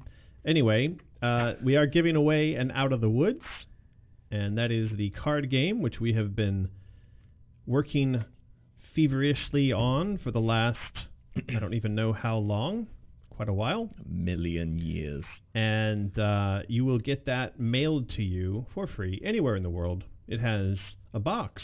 Inside the box are instructions. The instructions explain things like how to play. And there's also cards, and on each card there's fairy tale characters. And that's like a reflect card. Did I just put that upside down? You did. Oh, right, because we flipped this around. There's reflect. It's got a mirror. I like that one. It's a pretty good one. So that's got a mirror through which you can see the dark side of these fairy tale characters. Ooh. That was a pretty good one. I did like that one. Now, how does the reflect card work, Font Lord? It sends back an attack or some other action card that somebody did to you. Exactly. So they go like, attack, ha, and you go, no, reflect, ha. Okay. Well, we're going to switch. Block, ha. We're gonna come back here. We're going to choose a winner, and then we're going to reflect the lag. Lots of people in the chat said we shouldn't do it because it's guaranteed to break. All right, there you go. Blade Fiskadal won the Out of the Woods game. Well done. So here we go. Let's do our obligatory how to win or how to get your prize. So email mysterious@americanmcgee.com. Include your name. And by the way, does Blade have that effing... He lives in like Grulhoch in Wales. Wales. Yeah, Blade, I'm talking specifically to you. Write your address in a way that makes sense. He's actually Grulhoch correctly. Man, you don't even know. Wait till his address comes through. You'll see. Move somewhere with a proper addressing system, for F's sake. All right. Congratulations, Blade. You won a... it's going to break. It's going to break, but this is it. Should we, say bye now, just in case it breaks? You guys just hang out there. Connection successful. Aha! All right. We're coming back to you from Hong Kong. It's up in the 2000s. So I think we might have fixed the whatsy? It's still going, and the TTL has massively dropped, I believe, but the milliseconds has gone up. Well, we'll see. So, hey, we're back. We're back. I think it broke. I think it's back. They're back-ish. All right, we think we're back. Although the stream status still claims that we're bad. But that is certainly looking better on OBS. Yeah. All right, let's keep going with questions. All right. Let's have a look. There's actually not many left. Still lagging. Well, lots of lag. It looks better on the dashboard here. It does. Maybe you guys just need to catch up a bit. Not better. All right, come on, Martin. Read questions. Arena Dietzel. Oh, saying something we've talked about before. I'd love a tarot set, but there are so many cards it might scare you off. So my suggestion, is to make the Major Arcana, which only has 22 cards instead of 78. Plus, that's the more interesting one anyway. Yeah, well, we've had this conversation about tarot cards about a bazillion times. So it is very much, very high on our list to make tarot cards and to have a whole tarot card set. And I don't know how much we care about, how big that is. I think once we commit to doing it, much as it was with Out of the Woods, each and every card in Out of the Woods had to have a unique piece of artwork. And so we know what it means to build art, unique art for each and every card. We do. We did, these were bits of art for Out of the Woods. This was Jack and the Beanstalk. I like that one as well. This was fantastic. It's a good one. Yes. So we do know this. We have the process. Of course, in our experience, it was took a while to get the to get the card game made. So longer than we expected. Yes. Yeah, if anybody's still lagging, I recommend that you refresh and it might get better, because from what we're seeing on our dashboard here, this is a much cleaner, less frames being dropped. It certainly looks like so hit F5 and click the little live button to catch up.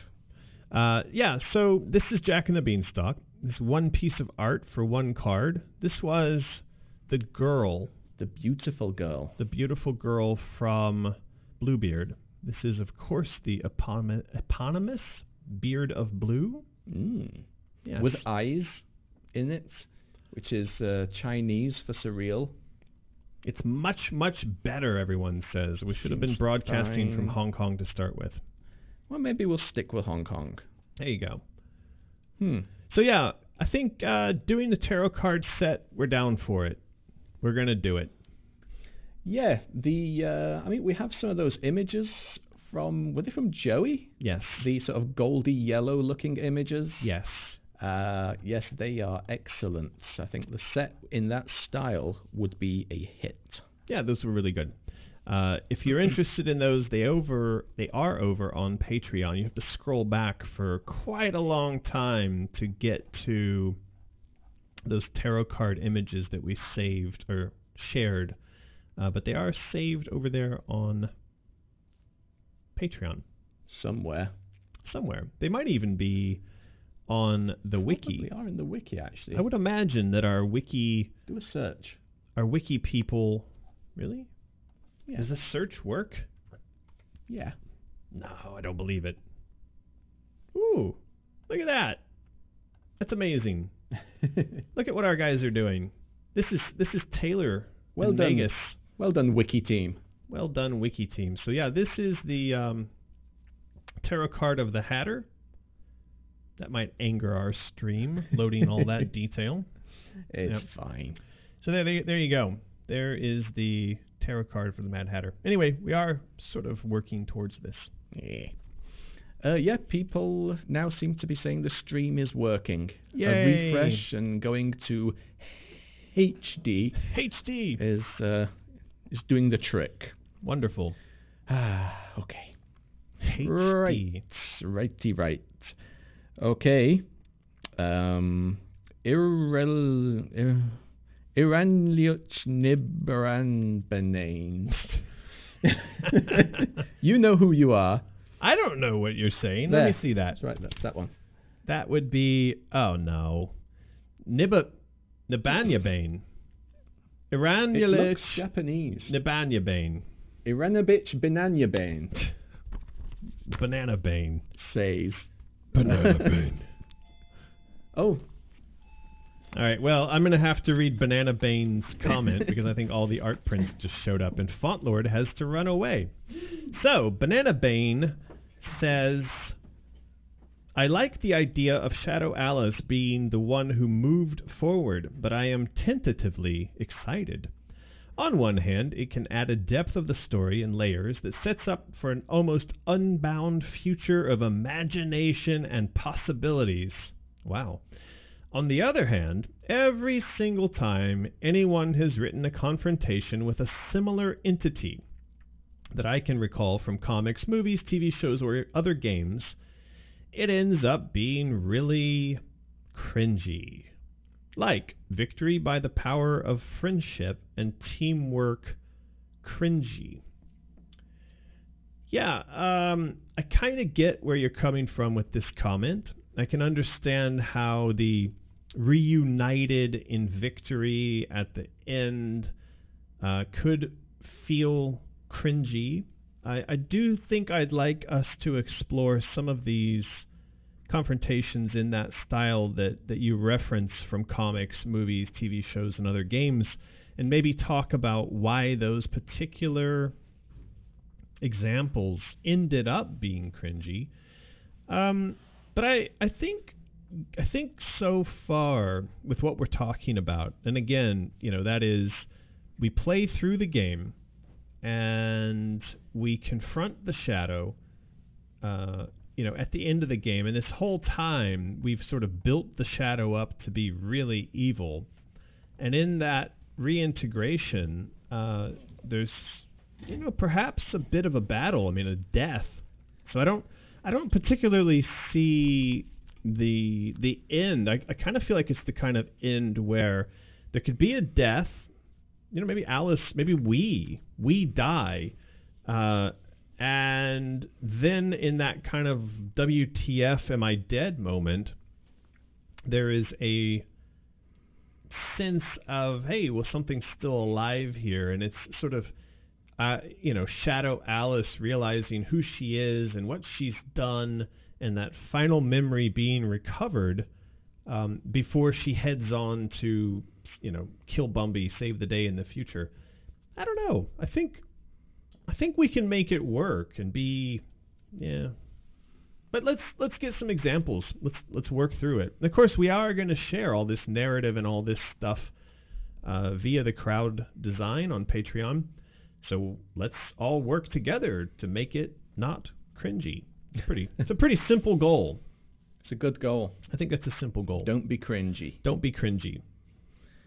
Right, was that Banana Banes? That was Banana Banes. Did you do any others? Nope. No. Just focused on the Banana Bane. I've written a note here that just says, Greg, huge comment. Greg, and a huge comment. Dude, what are you doing? It was massive. I think it was the comment of the post. It was like 3 paragraphs. So maybe we should schedule 1 hour next week on Discord to just go through Greg's massive comment. A huge comment, huge junk. Yes. Yeah. So go over to the Patreon, read his comment, because there's far too much to write down here. Ray is asking in the chat, is that Yin holding the bag? Yes, she's left holding the bag. Yeah, was. She is my primary model for Mysterious. And Lulu sometimes. And me. The 3 of us. We're a family. Model family. I don't model. Lucas wants to know who is at the door. That was your art prints at the door. Yeah, quite heavy as well. Mm-hmm. But we'll be shipping some of those out later today. There you go. Always working hard for you. Gregory Pearl asked a bizarre question. Says, quick question about Alice 1. Are the weapons repeated throughout the game upgrades, like the diabolical dice? I don't understand that question, I'm sorry. I don't either, but I thought I'd put it down because they ask. Ask the question one more time. Are the weapons repeated throughout the game upgrades, like the diabolical dice? You know what, Gregory Pearl? Ask EA support. That's not nice. I don't know what that question is, so I don't know how to answer it. Sorry. Apologies for that. But we read it out for you. Yes. They're not always got satisfying answers. Finally, Jeff Burton.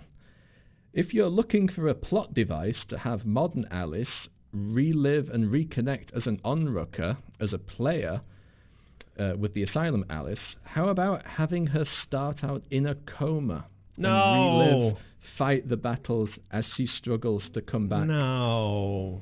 That is so soap opera-y. That's also kind of like what we already did. I mean, Alice is in a coma.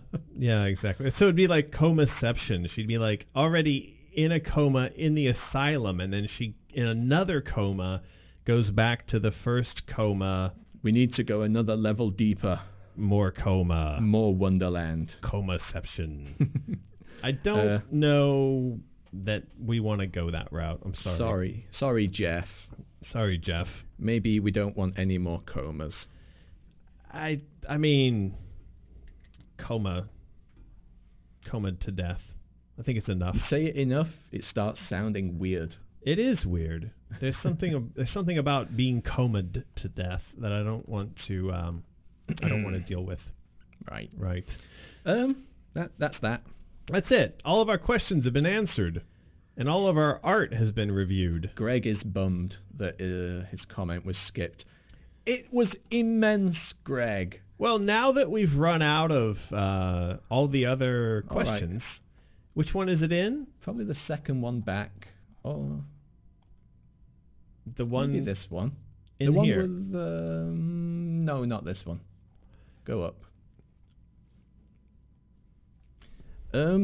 Super chat from In Out. If EA grants you a license, will they also supply programmers for you, or do you have to hire your own? Okay, first of all, Martin, do you know what In and Out is? It's a phrase. No. It is. Try one more time. It's a burger joint, and if you don't know what In and Out is, you're out. We You're don't not have in. those in Blighty. No, well, this is Nor why. do we have them in China? And I'll tell you, no, they brought In and Out to China, I think. Okay. But this is why the U.S. is superior to the UK, and why, in a very few ways, California is superior to the rest of the United States, is because they have a burger joint called In and Out. On the East Coast, it's equivalent to White Castle, which is also fantastic. And there is a White Castle here in Shanghai now. There is. It's down near Taco Bell. I know where White Castle is. Yeah, okay. So imagine the West Coast version of In and Out, of White Castle, and you'd have In and Out, but not really. This is going to cause a massive nuclear war in the comments, by the way. I've never actually been to White Castle. It's good. You should go. So, the question, though, from In and Out is EA going to provide programmers? The answer is no. That's not how that works. What are you saying here? The comments in this post. Okay. So, no, In and Out, that is not how the license deal works. License agreements like this basically mean that we have the right to use the Alice property to make a game on our own. That does not mean that EA is supporting us or helping us in any way, shape, or form. In fact, the reason why a company like EA would do a deal like this is that they would want to avoid completely making any sort of investment or taking any sort of risk to see the new game made. So that is why, no, they will not be supplying anything. The only thing they'll supply is the permission for us to leverage the property. Oh, damn it, Greg. What are you doing here? So where's the question? There's a question mark there.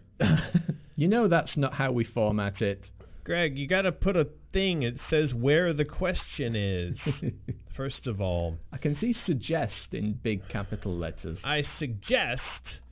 All right, I'm going to try to dig through this really quickly, but Greg, this is not down. We're not okay with this. This is out. In the in and out spectrum of things, this is definitely out. So, here we go. Oh, Chaussette. We were just about to get Greg's comment. Chaussette says, Good morning. I've had a Patreon comment during the night. Would you mind reading it? It's at the end of the post. Boy. We'll get to it. There's still a bit of time. Okay, Greg says, loves the Shadow Alice and probably thinks that she's probably what a 13-year-old should look like. Yes, except for the peeling skin and black eyes, unless you live in Flint, Michigan. Ba-dum-bump. And maybe she should be the one with the chaos necklace and our Alice has the alpha. Could be. That's not a bad idea. So there was a question mark, and I said could be. That's not a bad idea. As for stage 2, I think it would look best with the face hidden entirely. And if she embered up during the battle, then we'd see the flames erupt from beneath her cracked skin. Yes, that's fine. That's okay. Lasers could shoot out of her face, in fact. He likes the potential of the idea that the Shadow Alice is actually the Alice from the later games, and that we have to go back and find something. Okay, you're basically repeating here the things that we've already established in the post upon which you are writing this epic long thing. But yes. And then he suggests that the reveal should show that all along we've been playing as Shadow Alice. Yes, Greg, we are in complete agreement here. I do think that is the direction we want to go. And now Greg goes on for an additional massive paragraph to, I think, justify his suggestion. Because why else would the Mad Hatter and all of these guys try to stop us? They're not dummies. They're not confused. They're not. So, yeah, I think we're on to something here. Our attempts to fix Wonderland terrify her. That is, the real Alice. So ultimately, the idea here is that it's perhaps young little girl Alice stuck there in the past who is the underlying power, the nexus of the creation of Wonderland that in its terrified state has been fighting us all along.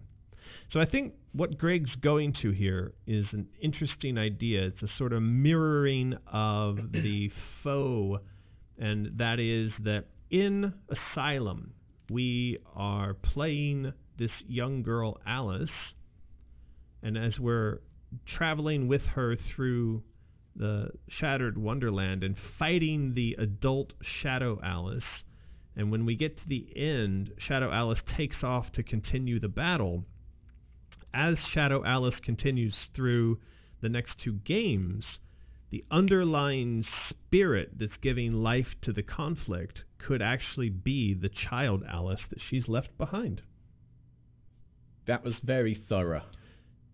I did address his comment in full, and I understand the concept that he's presenting here, and I like this. I think it's a fantastic concept. I have to say, I am absolutely in love with, enthralled to, pleased, happy, all these things about doing crowd design, about reading the comments from a man who sails his junk round the world upon the sea and thinks in very long, very detailed paragraphs about the inner workings of a psychotic young girl. I think this is good. There you go, Greg. What do you think? Happy now. What do you think? I'm too busy focusing on this epic amount of super chats that came in. All right, well, I was busy focusing on Greg's epic junk. It's good junk, Greg. It is very good junk. Mark stuff possibly with Thank question you. next time. Thank you, Greg. Well, no, but I mean, this isn't really... What he should have marked this with was suggestion. Suggestion. Okay. All right, now we have to go to Chaucette's. Well, we can do that in a bit. We're going to do that in the background while... I think it was at the end of that one. You do you. I'm going to do that. Alice on Elm Street super chatted many a thing during that. Let's have a look. What about Shadow Alice not seeing herself as a different Alice, but as the real Alice? On Alice's side, she sees this dark, evil Alice, but on Shadow Alice's side, she sees this weak Alice. Yes. That's quite good. If she doesn't see herself as separate. Well, I think that what we're working towards here, in Greg's comment, in the ideas that, Alice, from the perspective of either of these two positions, what we're working on here is that one Alice is shadow, one is light, one is mature, one is immature, one is child, one is adult. These are all of the two sides to the coin. I think you might even say that, for instance, child Alice is the liberal, artistic, creative spirit, where adult Alice is the conservative, battling, the one who thinks this through and gets the job done. So I think we're sort of working towards what ends up being a fairly decent mirror of the psychology of individuals, but also of groups. One is the yin, one is the yang. Okay. That kind of thing. Alice on Elm Street continues, if you scroll down slightly. Shadow Alice sees herself as becoming strong and overpowering, her status as a victim, and Alice sees herself as fighting against this evil Alice.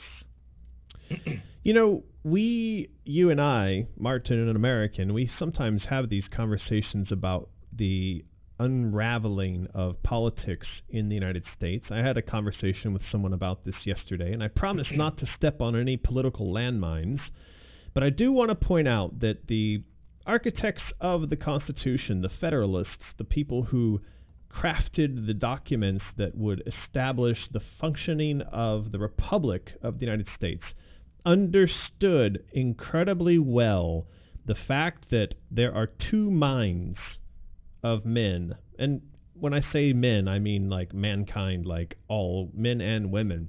But that there is a constant debate that goes on within each individual and also within organizations, within governments, within populations, and that is between conservatism and liberalism.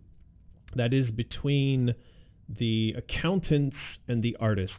And you can see this wherever you go. There's your creatives and there's your programmers. And that's a very well-known dichotomy within, say, the games development business. Programmers and creatives, like the artists, they're like oil and water. They're really difficult to get along. They're really difficult to manage. They're like cats. It's like trying to herd cats to get these two different, very distinct psychological types to work together. Well, that same split happens within us as individuals.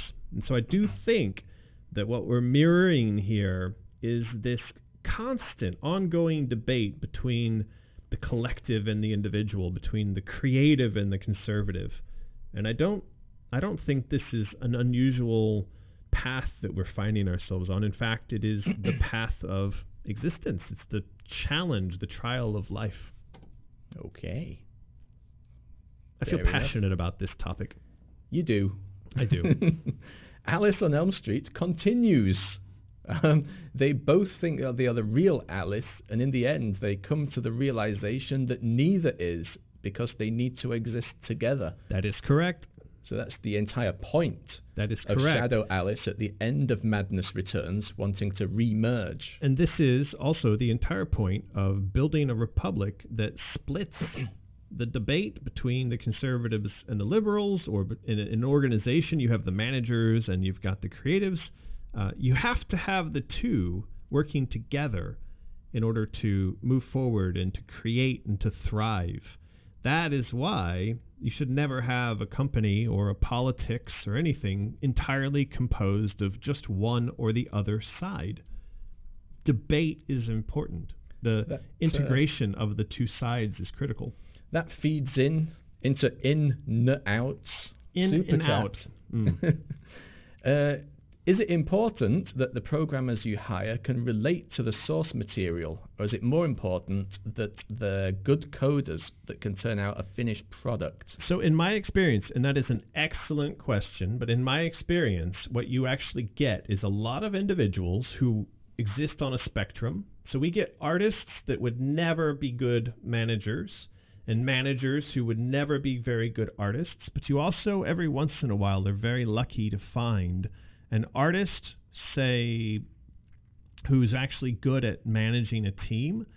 So they're a kind of hybrid. You put that person in charge, and they know how to reach down and communicate with that programmer who has none of that, or who that artist who has none of the conservative nature, or the programmer who has none of the creative nature. You use those people as the glue, as the translation service. So it's not that you're going and trying to find an entire team of programmers who have creative minds. No. You're trying to build the best programming team, and then you couple them with a manager who understands the requirements of the creative side of the team. And that is how you end up with something healthy and functional. There you go. Good question, good answer. In and Out continues. Would American ever consider doing a postmortem on the original Alice game? I don't know that I could, for several reasons. One, it is incredibly long time ago. We're talking about almost 20 years ago. I don't remember the facts very well. Second is that my role within the development organization that made the game was very on and off. I went there for a solid couple of months at the end of the game, but in the period of the bulk of the start and middle of development, I was only traveling there from time to time. And I think that I remember the team, there were struggles, there were trials that they went through, and they went through by themselves. Meanwhile, I was off in California doing the marketing, doing the design, living a kind of different existence. And so I don't think I'd be the one to drive that postmortem. There'd be someone like Jim Mullinetz, who was the head of Rogue, who would have probably a perspective we'd want to add into anything, or, he'd guide that, he would lead that, and then I would add in little bits as necessary. There was another super chat that came in, but I didn't see it. All right. I don't know. Have a bit of a scroll around. Who was the person who said to go to look at their comment? Chaussette. But I've reloaded this page, and I'm not seeing... Oh, there we go. Right at the end. Chaussette has thrown a suggestion, and she's done it in the big old capitals. See, now this isn't cool, B-Nuts. Sending comments and suggestions during the stream. We print these things out prior to the stream. Yeah. Anyway, so Chaussette, who has a cute little cat of an icon, says, I love that second phase Shadow Alice that looks like a burn victim. Chaussette, it's not good to love that.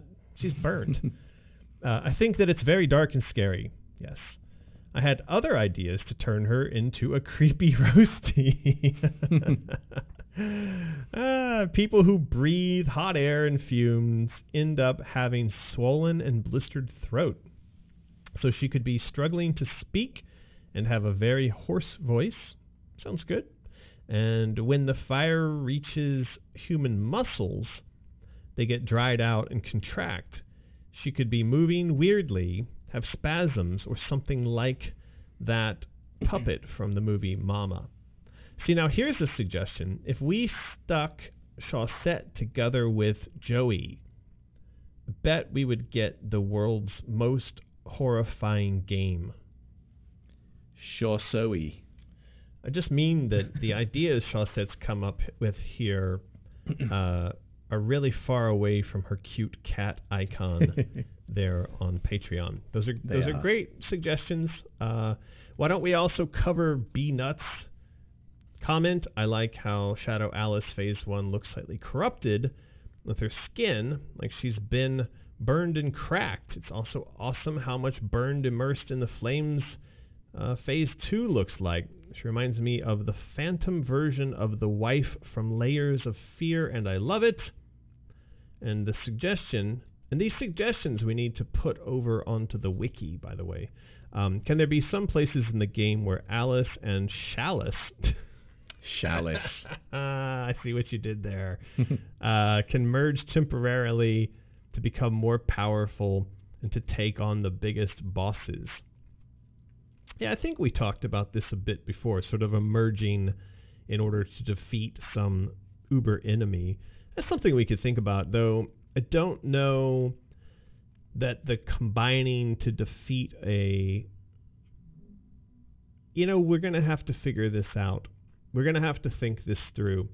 Because I could imagine a scenario where Shadow Alice has led Alice to believe that the relinquishing control and maybe flipping around so that Shadow Alice has control and regular Alice becomes the Shadow or something like that, under the guise of we need to defeat this uber enemy, and then haha, I tricked you, but I've got control now.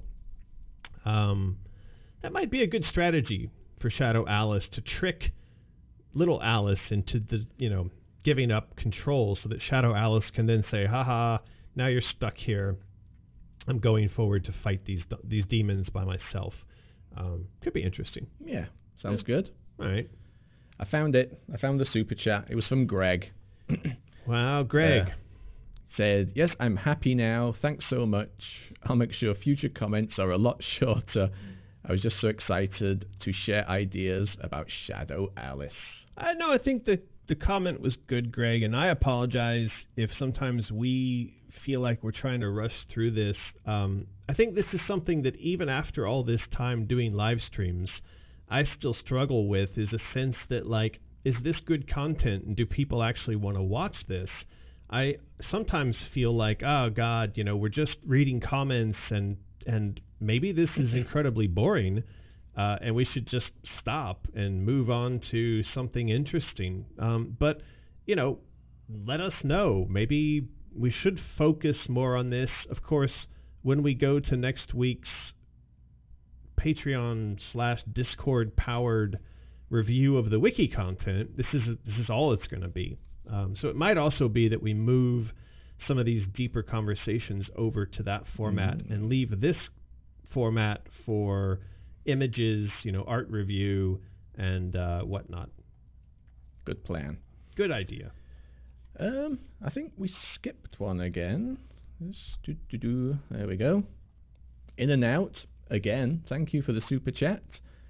What does American think of the way he was portrayed in David Kushner's Masters of Doom? It's been a long time since I read Masters of Doom, but I remember my initial impression being a lot of, that's not how that happened, or I don't remember it happening that way. And so I don't mind, if Kushner's book said American was a creative maniac who, went off partying, sex, drugs, and rock and roll with 9 Inch Nails, I'd be like, yep, that was me. I was a bit of a nut.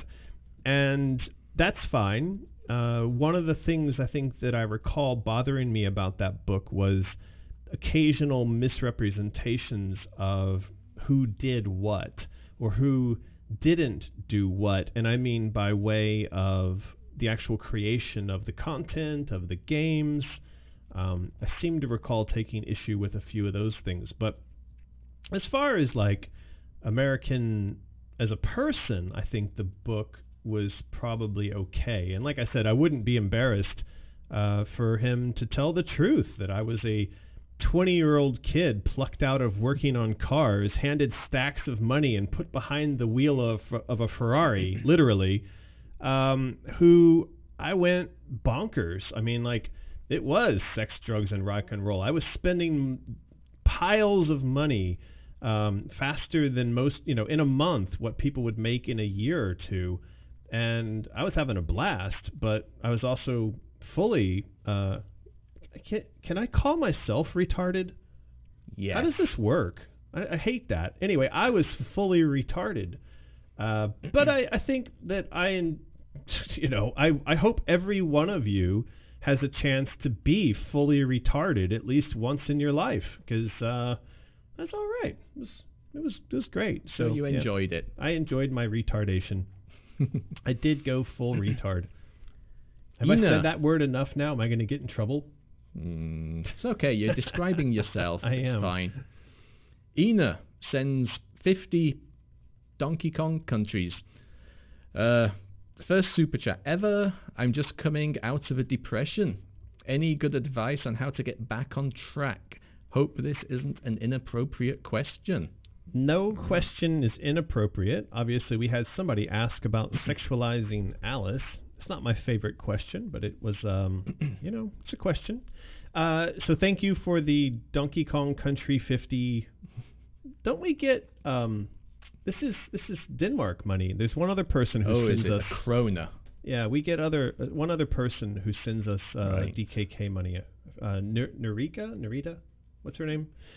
Anyway, good advice for how to get back on track. This is not an inappropriate question. First of all, eating a good solid meal 3 times a day.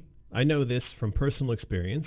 If I don't eat, I become unhappy, and if I'm depressed, I become more depressed. So eating a fatty, rich, delicious meal is a really good way of tricking your brain and your body into thinking, hey, things must not be all that bad because I'm getting fed really well. Sounds good. Yeah, so that's one part. And this is very primal. This is goes back to caveman days. If we were eating, our body assumed we weren't dying, and then therefore we were happy. Another one is exercise, and this does wonders for me. I find that when I exercise regularly, then I feel much better. And in fact, exercising makes you want to eat, and it makes you eat in a way that doesn't make you fat. So exercise, more of it, the better, and I highly recommend that. And then maintaining a regular schedule, like getting out into the sun, waking up at a normal hour, going to bed with the sun coming up and down. That, I think, is also really healthy. It's one of the things I love about sailing, because when you're out on the boat, you get up with the sun and you go to bed with the sun. And you get knackered in between. You're doing massive exercise. You're getting lots of fresh air. So all those things, they're very natural. You don't need drugs. But I would say this, for me, turn off the news. Get away from your mobile device. Stop checking in on Facebook and Instagram. Those things are incredibly depressing. Even to me, I find those things depressing. We stopped checking the news as much. I don't check the news almost at all anymore. Sometimes American says, what do you think about this thing that happened? I'm like, what thing? Yeah. So, yeah. So I think, look, there's a lot of good videos out there on the internet. I know a lot of people have the mistaken belief that Jordan Peterson is some kind of neo-Nazi, alt-right, I don't know. There's a lot of articles that misrepresent who he is and what he represents, but if you've not, I would recommend you go and listen to some of Jordan Peterson's videos, or perhaps pick up one of his books. The 12 Rules is quite good. There's also books on cognitive behavioral therapy that you could go and check out. These are books and concepts which allow you to talk to yourself in a way that reinforces a healthy way of being. So there you go. There you go. Hope you sort your funk out soon. Also, one last thing. Everyone gets depressed. So don't feel like you're alone in the depression. I get depressed. Martin gets depressed. Lulu gets depressed. She looks really depressed. She always looks depressed. So don't feel like you're alone, and don't feel like what you're feeling is odd or weird or you can't talk about it, because that is absolutely not the case. There you go. There you go. More super chats keep coming in. They're just not going to let us leave today. It's, let's see, 012590. In reference to the 13-year-old Alice post, well, ladies and gents, it looks like they've finally done it. Seriously, great work on portraying a younger childlike Alice. She looks good. I want to play this character in a game. I want to be able to be in a 3D space and run around and jump and fly and fight. Stab things. And stab things right in the face. Because, I think we've done it. I think this is a character that once we translate this into 3D is going to be amazing. I think so. So thank you, Zero, for the confirmation. Thank you. Amazing. Yeah, this is lots of super chats coming in. Ray Weatherford. Yep. Yes, it's past contest time. Yeah, ready. We'll do one. Don't worry. Yes. And Lucas Severin, thank you. Blade wants to give Ina the Out of the Woods. Oh, that's sweet. Thingy. That's very, very sweet. Says it right there. It's true. It's true. That'd be funny if he didn't, but Lucas paid a super chat till he'd be like, I'm going to give away Blade's gift. Blade said I could have it. All right. That's very sweet. So, Ina, you've just won a kind gift because our guys here are so sweet. Wouldn't it be weird if we rolled it and Ina won the next one? That would be. Then she'd have to give it to someone else. Yes. Why don't we just say that? But thank you guys, Ray, for the reminder, and thank you, Lucas and Blade, for the kindness, the sweetness in your hearts. We love you guys, and you clearly you love each other. You love yourselves. I mean, don't love yourself like that, but occasionally. Sometimes it's okay. Just not like all the time. It's not healthy. All right, let's let's love ourselves some prizes. So let's super chat. Let's spam. Let's spam with our favorite depression cure. What is your favorite depression cure? What do you do to cheer yourself up? Food, love yourself, loving yourself. That only cures my depression for about 5 minutes, and then I go back to being depressed. Ice Killer says, you mean pow, pa things rather than stomp. Yes. I love ka and pa. Yes. And pow. There you go. Uh-oh. In and Out says, you missed my super chat about John Carmack. That's not good. Did we? Sorry, In and Out. It's busy here. Did that one. A lot of... There. Why... No, we did that one. What? When was the last time you spoke to John Carmack, and what do you think of the work he's doing at Oculus? The last time I spoke to John Carmack was at E3 in Los Angeles, on the show floor, in the Oculus booth, and he showed me something that he was doing with Oculus. It was pretty amazing, and I think that what I think about what he's doing with Oculus is a very long conversation. So to be clear, I love John. I think he's incredible, and I also owe him a massive debt of gratitude for the fact that he brought me into the games industry in the first place. My sense on VR, and I don't know how many of you guys get this, but it's fun as a one-off kind of novelty. And I've had VR rigs here at home, and when dinner guests would come over, we'd pop that on their head, and they would be like, wow, this is incredible. But then when the guests were gone, I wouldn't put it back on. And when the guests would come back over, they wouldn't be like, hey, let us get into that VR again. It just seems like a kind of one-off kind of, okay, we did that, How do you feel about? Probably the same. I can't see myself thinking, right, really want to play a game, let's get the old headset on. Yeah. It doesn't feel right yet. I don't know if it ever will. Now, I kind of wonder, at the point where you just put in contact lenses and it works, I think people will become incredibly addicted to it. But I think prior to that, the rigs they're disruptive. It's kind of weird, so... There you go. All right. Demonelia, you have just won the Out of the Woods game. There you go. I forgot what I was trying to say there. I was That's going to say the same problem. I was going to say you've just won the super chat, and I'm like, why does my brain keep doing that? Okay, so you've won the Out of the Woods game. You know how it works. You need to send an email to mysterious@americanmcgee.com, and you will send us your name, your address, your phone number. You mention the fact that you won the Out of the Woods game. Please format that in a way that does not cause confusion, consternation, or any other kind of Asian. And we will get your Out of the Woods card game sent to you ASAP. Unless you're in Canada, and then you're hosed. Right. In and Out is back. You are on a super chat streak, and he's asking, super chat mental. What is Americans' favorite Edgar Allan Poe poem/short story? I'd have to say that The Telltale Heart is quite high on that list. I remember as a kid reading that and finding it to be incredibly disturbing.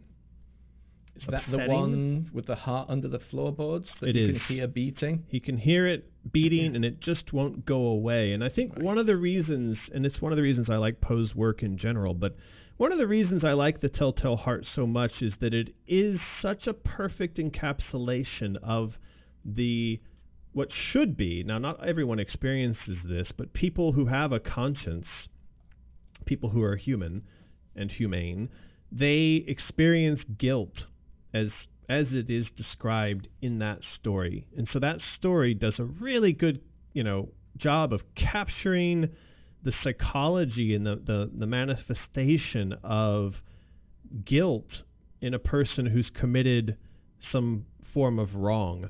And I think having that illustrated, especially to children, where they read it and go, well, that sucks. I don't want to do bad things.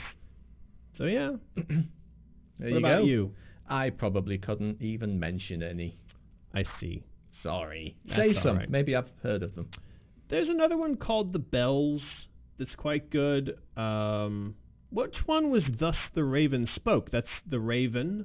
I know that one. Yeah, there's one called The Raven. I used to have a little children's compendium, a collection of his stories. So, yeah. In and Out is back. Please let us leave. we got to go to lunch. We have to go to lunch. Yes, but In and Out says, are there any other public domain properties that American would like to develop into video games?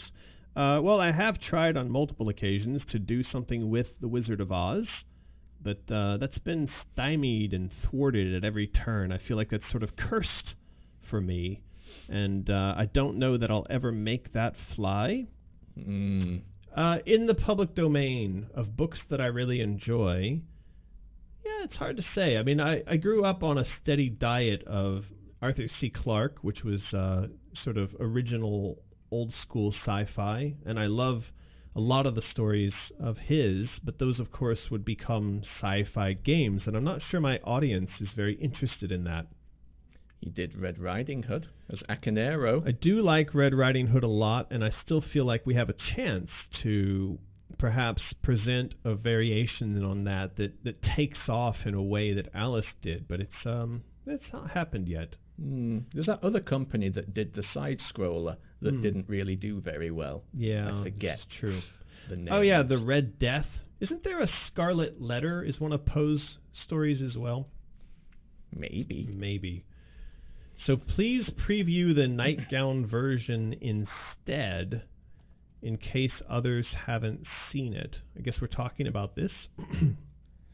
Is that the super chat from Zero? That is the super chat from Zero. Yeah, this is the Asylum gown. And we did see some comments on Instagram of, oh boy, more costumes to wear. Yeah. I think this is pretty cool. Now, I was going to write back to Joey and say to her, put the property bag on her. All right, so we have this property bag. Can you hold that up there, Martin? I can. So this is the property bag that we're running as the current Patreon reward. The goal being we have to reach 3,222 patrons And when that happens, we're going to unlock this for a 1-month pledge of $45. What I'd like to see is Alice holding that property bag. All right. So I'm going to ask Joey to sketch that up. Of course, the property bag will be all distressed and... It'll be shonky looking. It'll be shonky looking. Yeah. Yes. Now, In and Out is back. Can you make this your last one, please? I feel like Please. Could be here all day. Speaking of lunch, can you each post a picture of your favorite Chinese dish? I want to see if I can get it from Panda Express. I don't think that Panda Express has the kind of stuff that we eat here. Hong Shao Ro. So there is a thing here called Hong Shao Ro. Now, if you are able to find this in the States, then well done. Well done. I think there's a lot of people in the States who would not eat this because it is literally chunks of pork belly. That one's good, yeah. This one. And you can see here, there are these delicious layers of, this is skin, the pork belly skin, and then striations of fat and different kinds of, there's a bit of muscle and then some more fat, and then on the bottom is a big blob of meaty muscle. Do you eat this? I would eat this every meal, every day if I could. Well, that makes the answer to that question very simple, because this is, it turns out, one of my favorite dishes in China, and it apparently is one of Martin's favorite dishes as well. There you go, Hong Shao Ro. Hong Shao Ro. I make this at home. I know how to do this. I use a pressure cooker to cook it. Put lots of sauce and spice. I like to put big chunks of garlic and tofu in mine as well. And so those things suck up all the yummy Hong Shao Ro flavor. In and Out super chatted again. Oh boy! What's going on, In and Out? This is just the In and Out stream. Dorothy, Alice, Little Red Riding Hood. Why does he focus on female adolescent protagonists? That's an interesting question. So I've actually done in My Wizard of Oz, the first time around, I changed the protagonist to be a boy named Arthur. So I have had variations on these stories in which the main characters are boys, men. It's not like I'm going out to do games about girls in particular for any reason, but I can't help the fact that Red Riding Hood was written with a girl as the main character, as was Alice in Wonderland. Now, keep in mind, we did do Grimm, and Grimm was an entire collection of fairy tales. The main character, the protagonist, or I guess you'd refer to him as the narrator of Grimm, was of course a male dwarf. Like a dwarf. He was like a bridge troll. But he was a boy. He was pretty grumpy, growly, gravelly, bearded man. He would not want to be referred to as a boy. I think not. So yeah, I mean, I think you might sort of think there's a pattern there with girl protagonists, but there's another game out there I did called Bad Day LA, and not only is that not a girl, female, not young, but it's actually a black dude that is the main character of Bad Day LA. So I don't know. I feel like I've tried to. I guess it's just dependent on what's the story and, where are we, what are we trying to tell as a story. So I don't have a particular thing for fairy tales even, but it seems that my audience really likes me to tell fairy tales. Seems like it. Yes. So there's 0. I think never. I guess that's in return to stopping super chatting so we can go eat. Yes. Never. No, that's okay. Yes. Ever. Yes. I think, have we given away all 4 prizes? We have. Okay. I just want to say, I like how Alicia Crow always comes to the chats, and she's just a downer. She's just, I feel oppressed all the time. No one sees me. Oh, no. So I don't know if you know this, but Alicia is the literal reincarnation of Alice Liddell. I did know that. Yes, and so welcome back, literal reincarnation of Alice Liddell.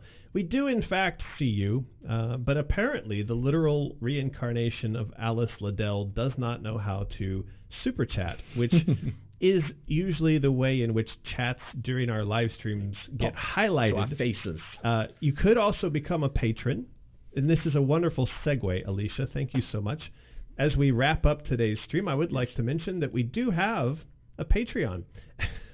No more super chats now. We won't answer them. If you become a patron, even you, literal Alice Liddell reincarnation / Alicia Crow / you too can put up comments which we will read, even if they're just like $10 super chats about what our favorite dish is. We will read them, Alicia. So don't feel neglected or left out. Thanks, American. Lol. Oh boy. In and Out comes back with $10. Does it say you're doing a live stream tomorrow? No, this is the live stream. And I hope that's not your last super chat ever, just for today, so we can go and have... I wish we could go and have In and Out now. Thanks. I think the thing he's referring to is the Discord chat we'll be doing next Tuesday. We are doing a Discord chat next week on Tuesday. That's the thing, you think. An invite will be set up for that, and yes, so... Right. That's it. I have a sore throat now. Thank you all very much for the super chats. Well, not just that, but, Greg and Alice on Elm Street and everyone else who is contributing fantastic ideas to the story and helping us to guide this artwork. And the kindness of the gift of the Out of the Woods to Ina. That was very sweet. I always feel much better for having done these streams and shared all this wonderfulness with all of you wonderful people. So. Sorry for the shonkiness at the start of the stream. It's all better now. It's good now. It wasn't. It's beautiful now. Yeah. That's it. But now we know. Next week, we'll do this through Hong Kong. It'll be all better. All right, guys. Everyone have a fantastic night or day or whatever it is, wherever you are. Alice Liddell, reincarnate. Take it easy. All of you. All of you. See you later.